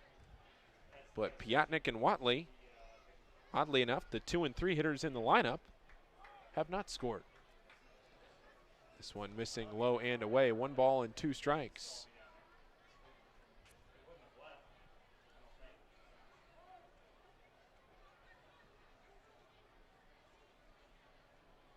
Time is taken as Watley steps out.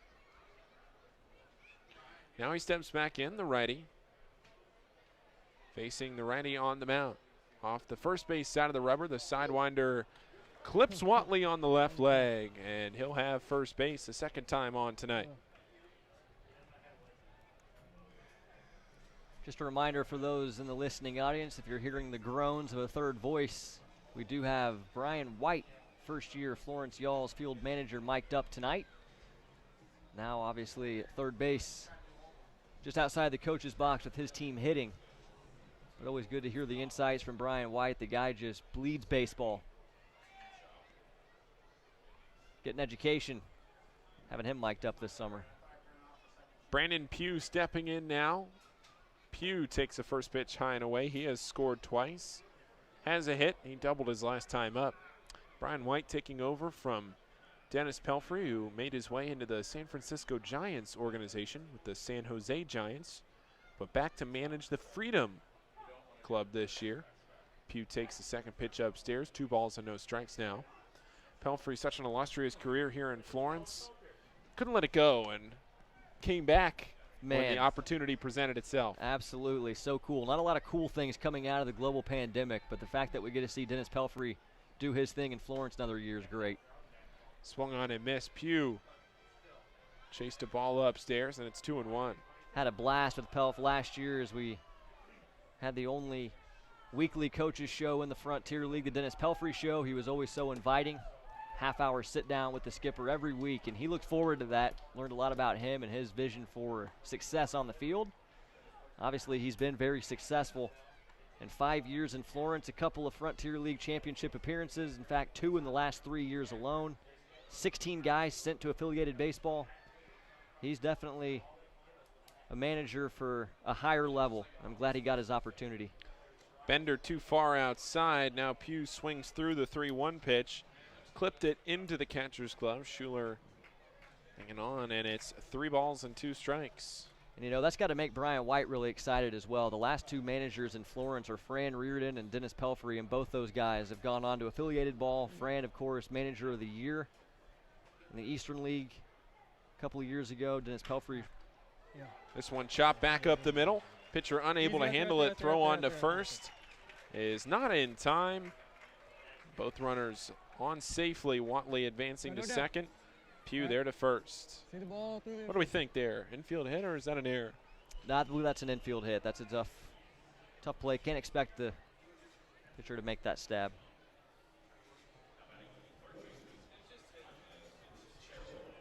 But yeah, certainly big shoes to fill for Brian White, but I know he embraces the challenge, and he knows that being the manager of the Florence Freedom is a very visible role for opportunities to go to the next level. Tyler Fitzgerald to the plate now. He takes the first pitch called strike. He has doubled tonight and scored a run. That was back in the second inning. Now behind 0-1 with 2 men on and nobody out in the bottom of the 7th. The Yalls on top 12-3. Check swing called a strike there, and it's no balls and 2 strikes.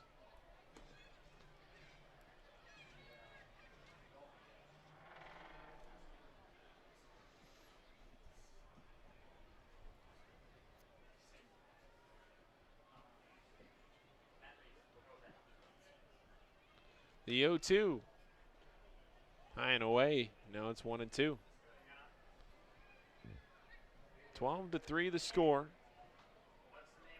Here in the bottom of the 7th inning.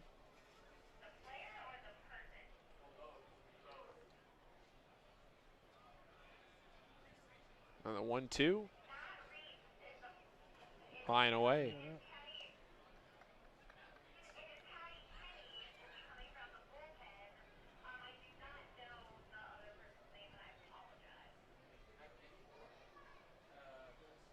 Two balls, 2 strikes, nobody out.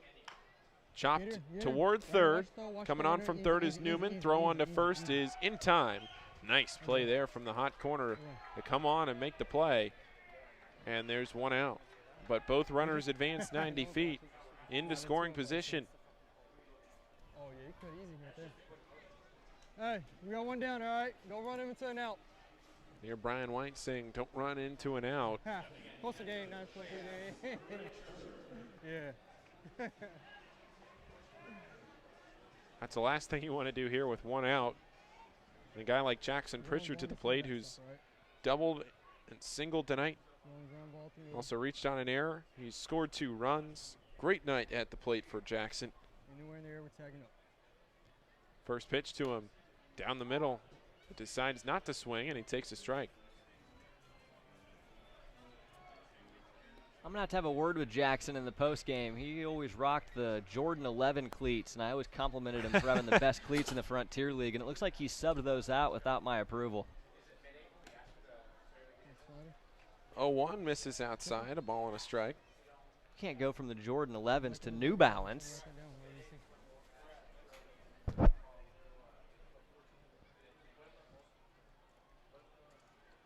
The 1-1. Ooh, pulls the string. Nice pitch there. Pritchard way out in front, and it's 1-2. Times like this, it's crucial how he's good at bats. This is where your average should be 300 or 275 by the end of the season. Ball and 2 strikes the pitch. That's way too far outside. Splits the left-handed batter's box. Rolando Gomez waiting on deck. Then it's Hunley if the inning gets there. Carry one of the bags just in case for nights like these.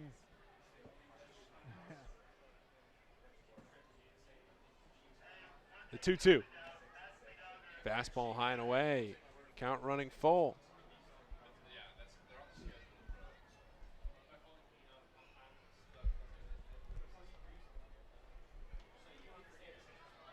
Still waiting.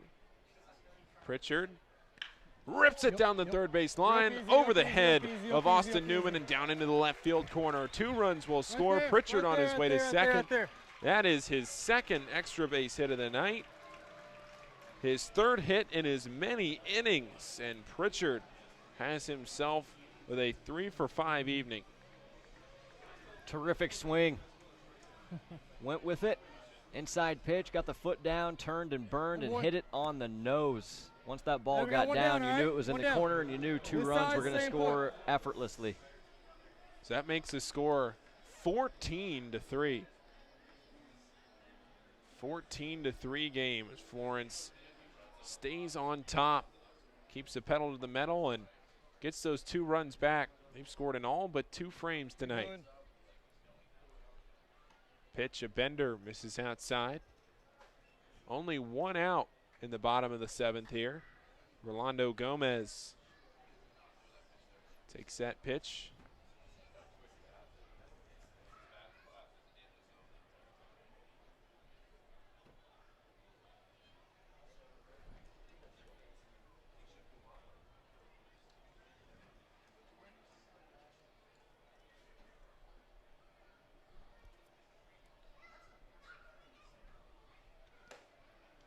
Yeah. 1-0, missing high and away. Lexington having a little trouble here finding the zone.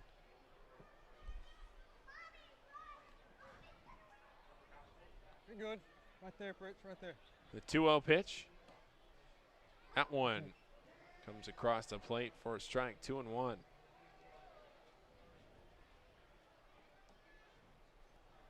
(14-3) the score. Y'all's well on their way here in the bottom of the 7th. They've done it all at the plate. 2-1 nearly hitting Rolando Gomez. Just got away in time. With Watley scoring a run there on that double by Jackson Pritchard, that means Mitch Piatnik is the only Y'all to not score a run tonight. Right there. The 2-2. High and away, make that ball 4. And with 1 out, there are 2 men on.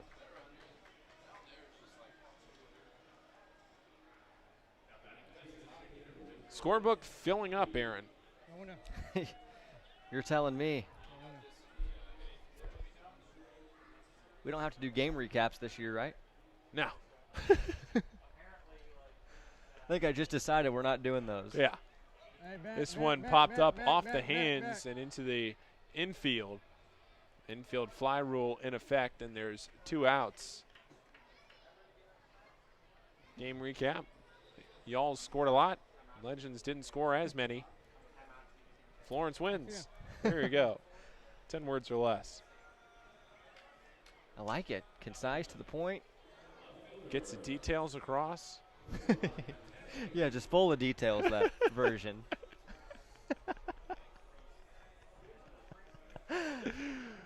Oh, boy. Rodney Tenney to the plate, and he takes the first pitch up and away. Still 2 men on. Florence scoring 2 in the inning. 1 in the first, 5 in the second, and 3 each in the 5th and the 6th, and 2 here in the 7th. Swung on, foul tip into the catcher's glove. Evens the count at 1.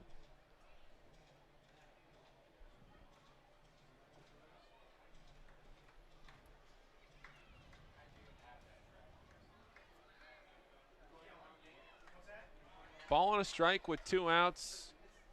Here in the bottom of the 7th inning in Northern Kentucky at UC Health Stadium. A 1-1, swung on and missed. Tenney walked last time up. He also walked in the 2nd. He came around to score.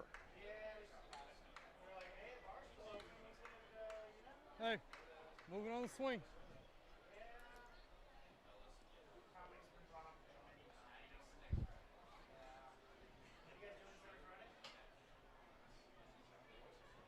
Here comes the 1-2 pitch to Rodney Tenney, but it'll have to wait. Time taken. Well, we are now 3 hours into this one. We started at the exact same time as just about the exact same time as the Cincinnati Reds.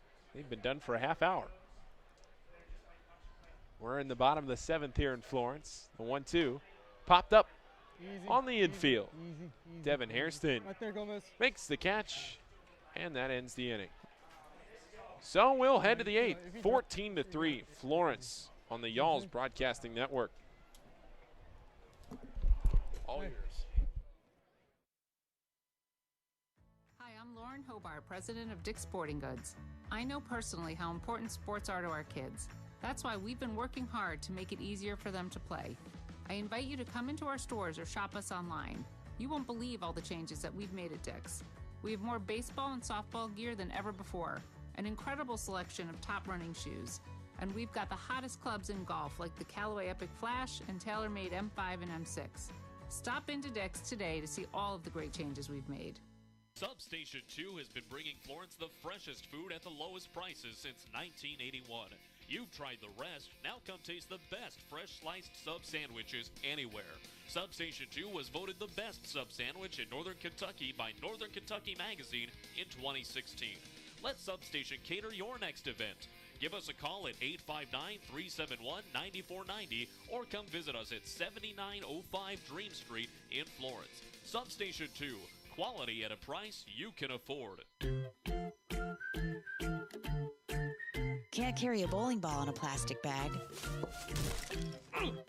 Can't rub plastic bags together to make fire. Can't turn them into swim trunks. And you can't put plastic bags in your Rumpke recycling container. Visit Rumpke.com for recycling do's and don'ts. Learn more at Rumpke.com. Make your recycling count. Rumpke.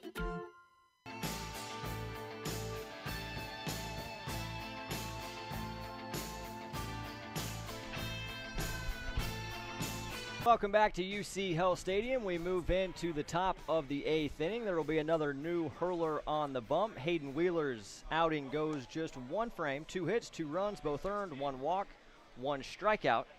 And the 5th pitcher to appear on the bump tonight for the Florence Yalls is the power right-hander Jared Cheek. And speaking of power right-handers, as Cheek finishes his warm-up tosses, we've teased this throughout the broadcast tonight, but at long last, here we are in the top of the 8th inning, and we welcome the great Jonathan Tripp, who's trying to sneak into the camera here, into the broadcast booth, making your debut on the air during a game. Jonathan Tripp, the big righty, the closer, the starter, whatever you need him to be, but phenomenal all the same, and looking forward to having you for me doing the color commentary over the next inning or so. Yeah, it'll be fun. You know, I've always wanted to be up in the booth, and feels good up here, you know. I mean, maybe not tracking pitches, but actually watching the game. Yeah, no more holding the gun. Yeah, having to do any of that. Should be a fun inning. It's kind of weird hearing myself talk, and it'll get easier. Absolutely. It'll get easier. Jared Cheek on the bump, as we told you. He will face Sam Claycamp to start things here in the 8th inning, and the righty deals the first pitch of the frame. A heavy fastball swung on and missed for strike 1. So, Tripp, you get the start tomorrow for the Florence Freedom, back on the bump in the red and black. What a crazy year it's been for you. We're going to try to get that story in its entirety over the next inning or so. But first thing I want to know after this pitch, fastball and a check swing, but it didn't matter. It's a strike on the outside corner. Is what's it like to get back on the bump in a game situation after such a wacky, weird COVID-19 filled year? You know, it's going to be good. I'm really looking forward to it because we've all of us have really worked hard, you know, like, especially like they always say the indie ball minor league grinders, and most of us have to get an off-season job. Here's a line drive sinking quickly, and it's going to be played on a bounce by Brandon Pugh and right. So Claycamp will get the 8th inning started with a leadoff single. And like I was saying, you know, there's a lot of work that goes into everything. Like for myself, I've worked 3 separate jobs, and it's a lot of hard work and late nights and early mornings, and to be able to get to play, you know, it's like you respect the game so much more when you don't have it. You know, it's like you miss it. You miss the long bus rides, you miss the hotel rooms, but not going to have any of that. Oh, good pitch. Austin Newman takes a big swing and a miss at a Jared Cheek fastball, falls behind 0-1. Yeah, you're not the only one that's going to be missing the road trips, the hotels. Yeah. Always so much fun with you guys on the road and a big part of every Frontier League season. Hate to see that go here in 2020. Fastball from Cheek and spotted well, this time on the inner third to Newman, who did not like the call, but it's 0-2. And like they say, it's we're all getting our work in. Everybody's getting their work in. You guys are getting your work in. The announcers are getting their work in. Umpires, coaches, you know, it's definitely weird for everybody. It's not just the players. 0-2 pitch. Looked like it was the breaker, and it's fouled back to the screen. Count still 0-2 in Cheek's favor. Yeah, man, the lucky few getting a chance to actually play baseball or broadcast baseball, work in baseball this summer. And I was very happy that Texas became a little more lenient with the youth baseball, because these kids are trapped inside and doing playing video games all day, and it was nice. We opened up youth baseball and we got kind of back to the normal swing of things. So I was in Oklahoma for a couple weeks working some tournaments, and 2 weeks in Texas. It was hot, super hot, but it's just good to see the game of baseball back out there. Time called in the box. Newman steps out. His cheek was taking a little bit too long for his liking from the set position. I do enjoy this guy on the mound a lot. I love his mentality, you know. Talk to us about it. I mean, apparently I only knew him a week. Feels like, So yeah, he came in, I guess, like a week before I signed last year, and felt like I knew him for 6-7 months. You know, he's just a real personable guy. Has some good stuff. Genius, by the way. He's a genius. He's very high tech with computers and stuff. But he's just an all-around great guy, great sense of humor, and goes out there and gives you his best. You know, after I signed, he was a workhorse out there in the bullpen for the Freedom. 0-2 pitch missed inside for ball one. Yeah, Cheek, late innings reliever for the Freedom last season. Carl Craigie, of course, moved into your spot. Yep. Well, as the closer. One of my best friends right there. Gonna be a long summer with him. I'm sure it will. Craigie's a unique dude, but man, you talk about talent. Oh, it's great to see. I felt, you know, it was one of those guys that worked really, really hard last year. Had an absolutely fantastic year. I mean, being the only really returner in the bullpen at the beginning of the year last year, we had McKenna and Craigie really help out there. You know, I think we had probably the breaking balls looped into left field and a base hit. A long at bat for Austin Newman, and he yields dividends.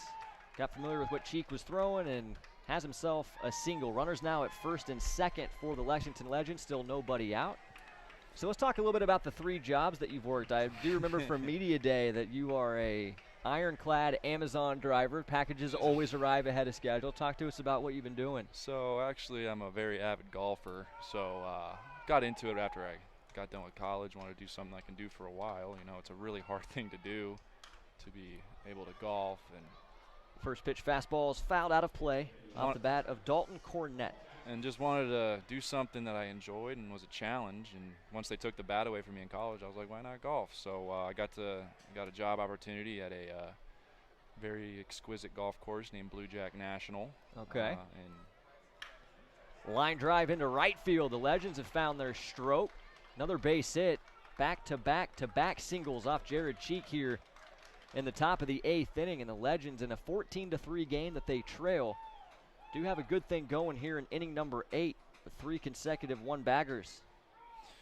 And like I was saying, and it was a good job opportunity, and just take it. You're outside all the time, and the cool thing was it's the first designed Tiger Woods course in the United States, in the actual 50 states. They have a couple in Puerto Rico, and he has some on the islands and stuff, but very nice golf course. And I've got to caddy for actually like a lot of ex-big leaguers. I've had my first experience was Aaron Hill and Troy Glaus, one of my first days there, and like good pitch. Fastball and a late swing. And met Albert Pujols out there. The Angels were out there like my 3rd day. Got to meet some of those guys. Didn't caddy for him, and then was around A.J. Hinch and a lot of the Astros during the downtime. So it has its perks, and you meet a lot of cool people. Another fastball gets a swing and a miss from Peter Bacino.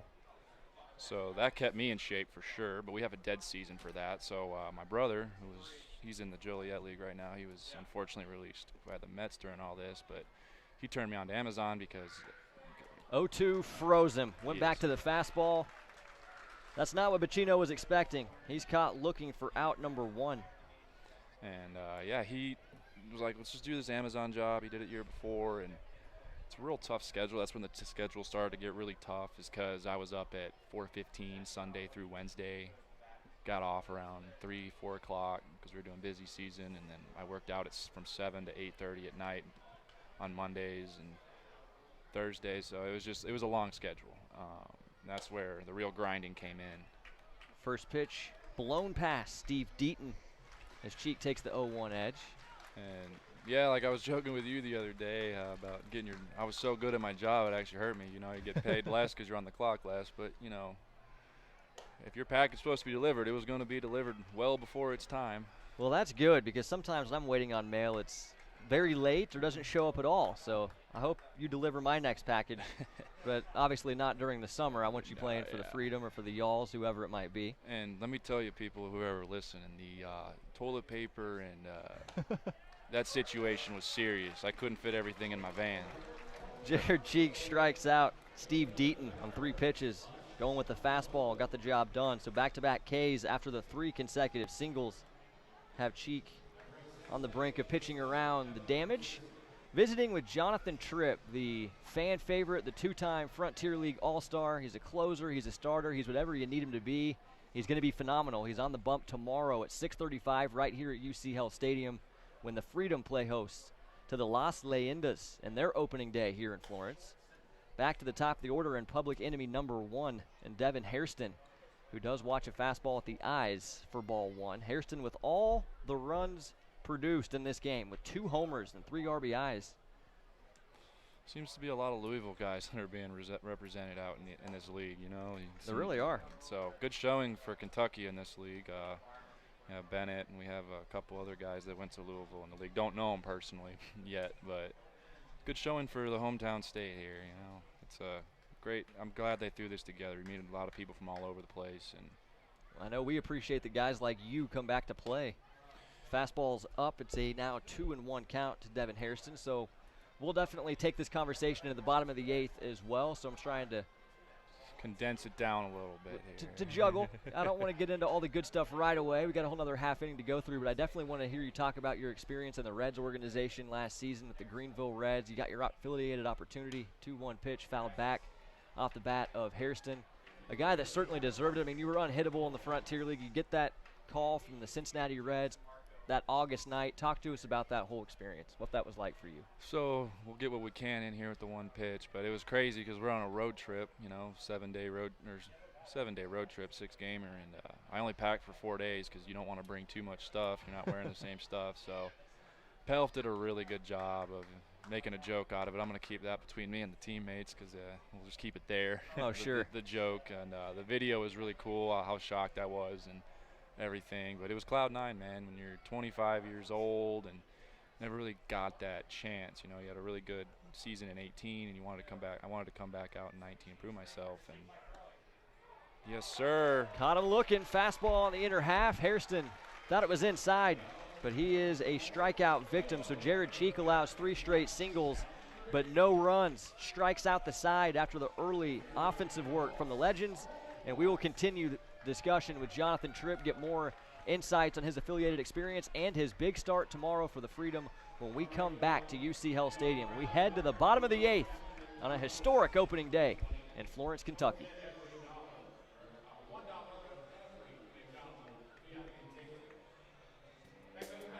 Have you ever wondered what heaven tastes like?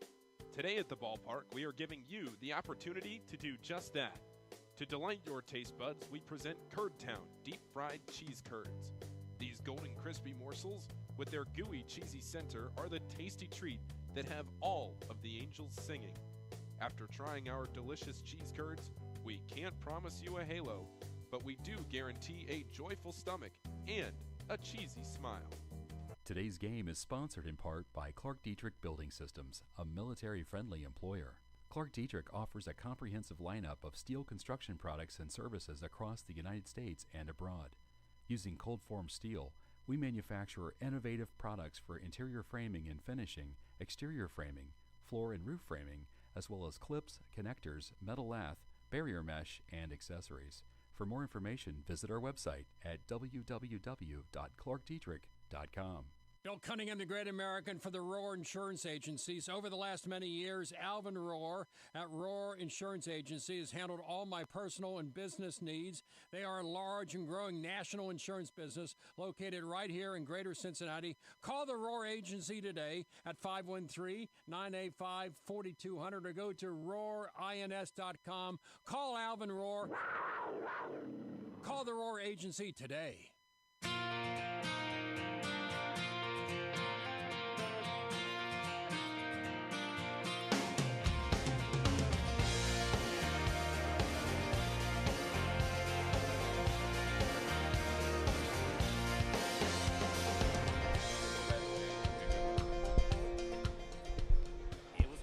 Back to UC Hell Stadium on a historic opening day. Bottom of the 8th, all y'alls 14-3 your score. Aaron Brody with you, and the great Jonathan Tripp joining us in the broadcast booth for the 8th inning. Always a pleasure to get to sit and talk to the guy who's made baseball look so easy over the last couple of years here in Florence. That's him, right-handed hurler Jonathan Tripp, who's on the bump tomorrow for the Florence Freedom in their opening day against the Las Leyendas. First pitch at 6:35. Gates will open at 5:35. But Jonathan, you were talking about your experience getting the call from the Cincinnati Reds organization. Still want to hear that story. For the fans listening at home, we do have the top of the order due up for the y'alls here in inning number 8. New pitcher on the bump for the Legends is Braxton Roby, and he will start Austin Medica with the fastball on the outside corner for a called strike. Yeah, it was a crazy day. You know, you're 25, feel like you get drafted, even though you didn't get drafted. But it's a great experience. You know, you're not expecting it. It's a surprise. You know, I was very frustrated for a part of the season with how I was pitching and wasn't getting the calls, and there was a lot of reasons why I felt like. But Pelf kept me and was like, brought me to the side, like, man, just keep doing what you're doing. You're gonna get your shot. And finally got it, and they called me. So it was a weird goodbye. I'll be honest. The team was heading down to River City that night, and I asked them, I was like, hey, can I fly out of St. Louis the next day? It'd be easier for me. And they're like, Chicago's easier to get a flight. So I went to O'Hare, spent the night at O'Hare, and flew out like 5 a.m. the next morning, and got to Phoenix, or technically Goodyear, and went through the whole physical process that took like 8 hours.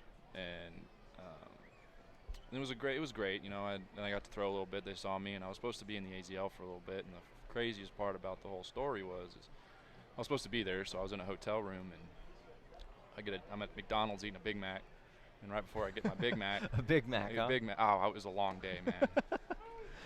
Fastball's on the outside corner to Medica. He's in a 2-2 count. And I'm eating a Big Mac. I get a text from the trainer, because a lot of the trainers do all the communication, you know, when you get called up and stuff like that, at least with the Reds. And he was like, don't get too comfortable. You might be getting called up in a little bit. And I was like, okay, I got a few days to kind of get my feet wet, get a little break. Honestly, I needed a break. I was pretty exhausted. Fastball is chopped foul behind the plate. And I get my Big Mac. It's like 8:34, like 8:36. I was looking at the clock, and probably 7 minutes later, so like 8:40 or something, he texts me and goes, hey, get back to the hotel ASAP. We got a shuttle coming to pick you up at 9. You're flying all the way to Virginia. You got called up to Greenville. So the first thing I did was call my brother, because he was with the Kingsport Mets in the Appalachian League, and I said, yo, guess who's coming to the league to play against you? So oh, man. Check swing and a good pitch. It got him. Medica's down on strikes for out number 1. So I got to make that phone call to my brother. It was probably the coolest phone call I got to make, because he was all geeked out and stuff. I mean, he had a tough year last year, so with all the call-ups and everything, they maxed his moves out. So it was kind of like a good thing for both of us. And got on a plane at 11:59, flew back to Chicago, where I just come not even 12 hours earlier, and 3-hour layover in Chicago, flew to Virginia, 2.5-hour Uber ride to Pulaski to face the Yankees. Got hot that night, didn't throw. 4-hour bus ride back next day, noon game to make the debut. And lo and behold, my brother surprised me, because it was their only off day that month. Awesome. So it was a great experience. But no, we didn't. Oh. Mitch Piotnik in the box in a 1-0 count. Now make it 1-1, as he is ruled to have gone too far. So it was a good experience while I was there. I got to, some of the technology helped kind of prove myself right with what kind of pitcher I was and how I was attacking hitters. Yeah, now hold on a second. I'm going to have to stop you right there after this pitch from Braxton Roxby to Piotnik. Fastball's a lazy fly into left field, falling into the grassy berm. It wasn't just a good year, Jonathan. You're super humble. We'll read your Freedom stats in a moment, but this is an affiliated baseball with the Greenville Reds. In 5 appearances, because you got signed late in the season, late in the summer, you had a huge ERA of 0 in 9 1/3 innings. Allowed just 4 hits, no runs, obviously. No walks and 14 strikeouts. That's better than a pretty good little experience. Yeah, it was, The hitters there, I will say this, are very, very aggressive, so it played to my style of game. I mean, everybody knows in the Frontier League I'm 95% fastball. I'm going to attack you. So that worked. I was still probably 70% fastball there, but it gave me the opportunity to work on my off-speed and really develop a slider that I could actually throw. I threw it here, but, it's something, it wasn't my best pitch here, so I didn't want to get beat on it. And once I figured that out, it was like, after the season was over, I was like, dang, I didn't even allow a runner to third base. It was a didn't even allow a runner to third base. It was a good that's what I'm saying. It was a good experience for the fact is I know I can get guys at the high level out. It was just unfortunate that I got to a level where I was I could have pitched, and I saw that I could pitch, and I'll never know. But it was a good thing going. I had definitely gave you a taste, and I want to get back. That's for sure. Well, I think there's no question that you'll do just that. Mitch Piotnik was down on strikes, bringing up Kevin Watley. With 2 outs and nobody on at the bottom of the 8th, the Yalls in front 14-3 on their historic opening day, the first game in Florence Yalls history. Visiting with the great Jonathan Tripp in the broadcast booth here. So, Jonathan, let's talk a little bit about your start tomorrow. There's 2 outs here in the 8th. We got to get to it. You're on the bump, starting for the Freedom. First real appearance of 2020. What's kind of the plan of attack going into it? Tomorrow's just mainly throwing strikes. I know the fastball's there. I've worked a lot on throwing harder and doing certain things, but haven't faced many hitters. My spring training outing, so to speak, the other day got cut short due to rain, so I really couldn't really get after it. It was pouring when I was throwing, so I was doing my best. And then both my bullpens have been in the rain and got canceled. So we're gonna just see how it goes. It's supposed to rain tomorrow, so maybe it was a sign that I needed to work on it in the rain. So I'm looking forward to it. Starting is something I haven't done a lot. 2-1 pitch is down and away. But it's just going to be a touch and feel tomorrow. There's no reason for me, my first start back, first outing, to go out and try and throw 95, 96, even though it's been in the arm, out of the bullpen. Sure. But I think I did a good job last year with the velo. I kind of showed in the first, and I was a guy that likes to build up starting. So I think that's what we're going to do tomorrow, see where we're at, see how the hitters are reacting, and we're just going to go from there. I don't think it's a guess on my approach. I'm attack. So we're going to try taking that into tomorrow and see how it goes. Big swing and a miss from Watley there. He's in a full count with 2 outs. Bottom of the 8th inning. So if any of the Leyendas guys are listening, my approach tomorrow. Yeah, well, so that's always been the thing. People did know what you were going to do, and they still couldn't hit it. So, and I'm going to go back to the whole the bullpen thing last year. It was just it was fun for me last year because I was surrounded by a bunch of good guys last year. We had the young, it was weird being the old guy in the bullpen, it's only my second year here, but I had a lot of good. Breaking balls hit on the screws towards the gap in right center field, ranging back towards the track and not making the play is Swozy. He'll get up to his feet quickly. Watley's got wheels. He's rounding second, diving in head first to third base. No throw to the bag. Kevin Watley goes oppo. Turns it into a 3-bagger, and the Yalls with a little 2-out magic here in the 8th inning. A great swing right there. He's also another guy that's put a lot of work in this offseason, so it's good to see it paying off. Yeah, a couple of your teammates from last year, and Watley and Pugh hitting back-to-back here. I was going back to the bullpen. We signed a pretty decent bullpen last year. We were young. We had some struggles sometimes, but McKenna coming back and really showing what he was about, and having Carl Craigie back there, and surrounded myself with a bunch of good guys and really close with them now, really good friends with them. So we created that. We all battled for the closer spot, I want to say, in early part of the season, trying to take it away from each other, and that was the good thing. What put me into perspective last spring is we had a bunch of arms that qualified as the closer role, so it gave me a sense of competition, and wanted to seize the opportunity on that. And I'm glad that we did as well as we did. We had a lot of guys picked up last year. A lot of guys got opportunities like they deserved. 0-1 pitch to Brandon Pugh, in on the hands and fouled off the other way. 0-2 will be his count. What a catch into the net. I know the fans can play. Fishnet. I think I saw that guy at open tryouts a couple weeks ago, actually. I think he was behind the fence trying to take home runs over the fence. You're right. So what do you like to do better, start or be the hammer late? Because I remember your first start last year, wasn't it a one-hitter? At Southern Illinois, didn't you allow a hit in the first inning? Maybe it was even a homer? Yeah, I gave up 2 hits. I gave up a homer and a single, or a homer and a double, and it's just the then strike. Nothing the rest of the way? It was, and it was, I gave up a double, kind of saved my butt a little bit. I gave a ground rule double, which would have definitely scored 1 run, but it bounced over. Thought I had a guy. It was I think a 13 pitch at bat, and B. White told me I was only going 3, and I was out there in the 5th, looking like, dude, get me out of here. But no, I'm gonna miss the strikeout part.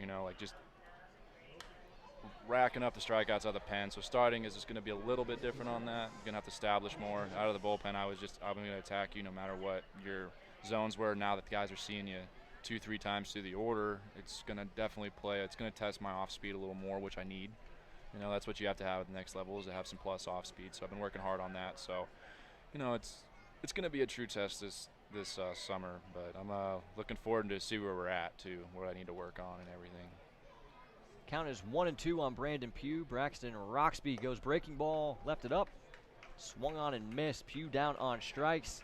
Well, Jonathan, it was a terrific visit, man. I appreciate you taking the time to talk to me, to talk to our fans, and best of luck tomorrow in the outing. Absolutely. On opening day. The horse on the mound tomorrow to start for the Florence Freedom, the great Jonathan Tripp, the 2-time All-Star, the affiliated farmhand of the Reds last season. And here were his numbers in Florence just a season ago for fans listening that might come out to the ballpark to see this guy tomorrow.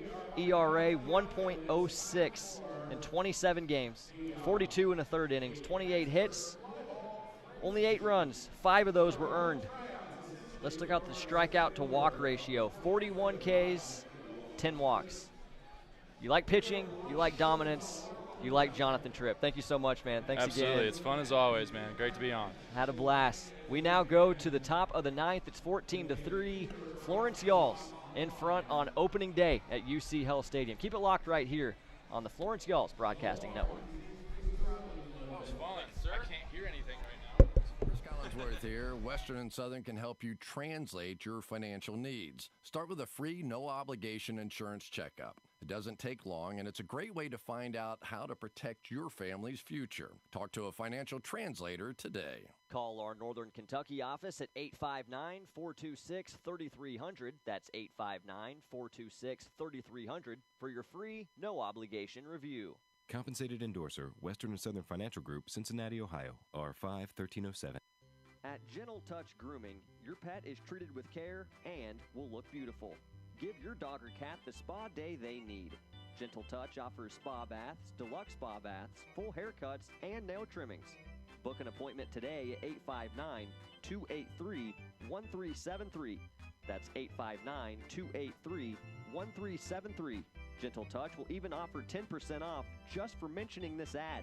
They want to see those waggling tails soon at Gentle Touch Grooming. Hey Freedom fans, let's play a game of Did You Know, courtesy of Life Center. Did you know organ and tissue donation is life-saving and life-changing for thousands of people? How about that more than 600 people in greater Cincinnati are waiting for a life-saving organ transplant? You can change someone's life with a simple yes when you go to renew your driver's license or state ID.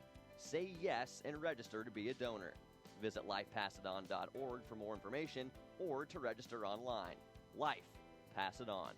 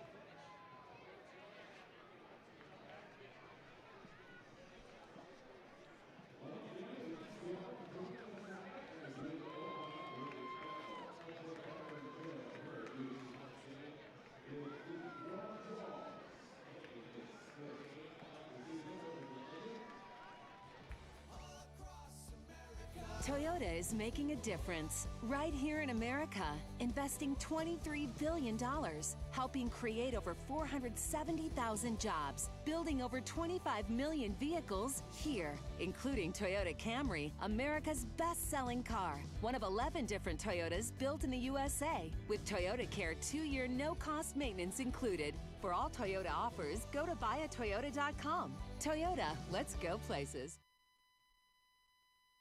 Hey Freedom fans, let's play a game of Did You Know, courtesy of Life Center. Did you know organ and tissue donation is life-saving and life-changing for thousands of people?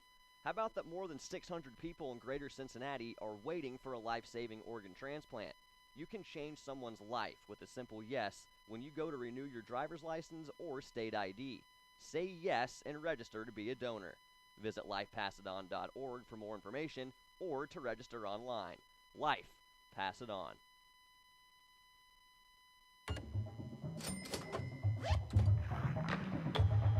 Points, cash, gear, sports. With a Dick's Scorecard, you earn points on all your purchases and get 3% back in rewards and access to exclusive deals and events. It's simple. Points lead to cash to buy gear so you can play more sports. Get your Dick's Scorecard and start earning reward certificates today. Every season starts at Dick's.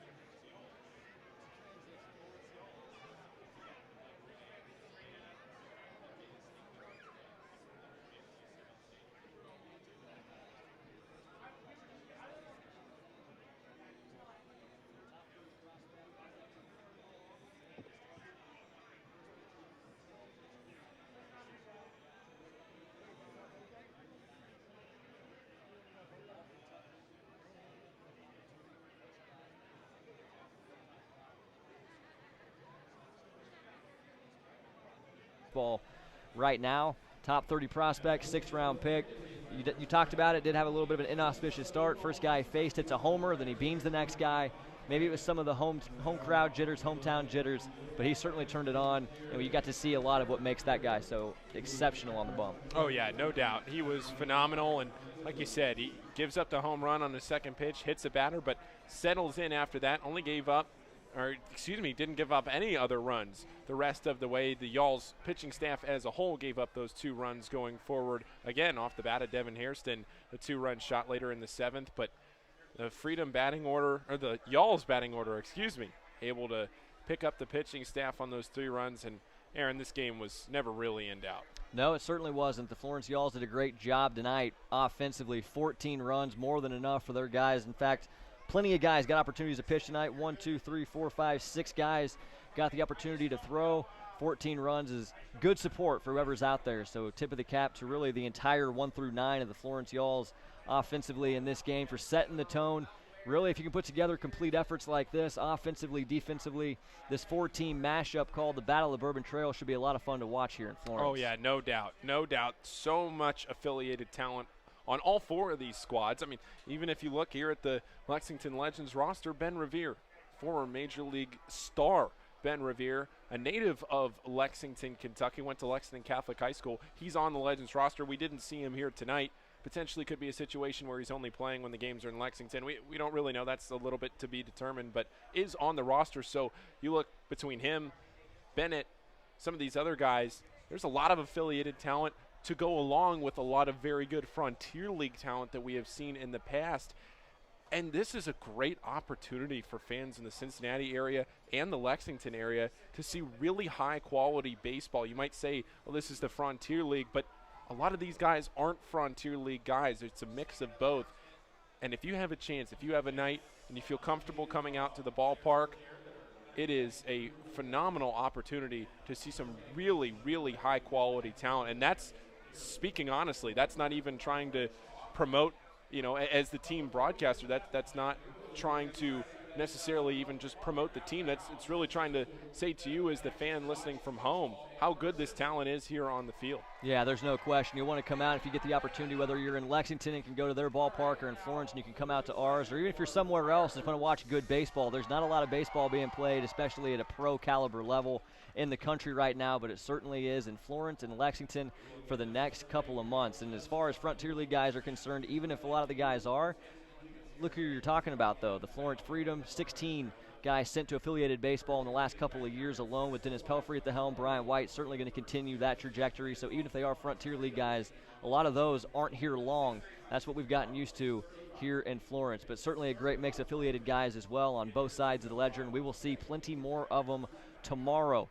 Opening day is not quite over yet. With this 4-team mashup, tomorrow the Florence Freedom get to open their 2020 campaign. They'll do it right here at UC Health Stadium. First pitch at 6:35 when they play host to the Las Leyendas, the second organization put together by the Lexington Legends. The Freedom, of course, the second organization put together by the Yalls. It should be a fantastic matchup. You already know who's pitching. Jonathan Tripp, who we enjoyed the visit with in the 8th inning. He'll be on the mound. He's a 2-time All-Star, a starter, a closer, a do-it-all pitcher, an extraordinary talent, and he will get the start for the Freedom, who are full-laden with affiliated talent, I should say, on both sides of the ball. So you'll want to come out, check them out, or if not, we're always going to have the YouTube live stream up. We'll be back on the Florence Freedom Broadcast Network tomorrow for their opening day. It should be fantastic. Signing off from UC Health Stadium right in time for fireworks. Aaron Brody, Paul Fritzner. Have a great night.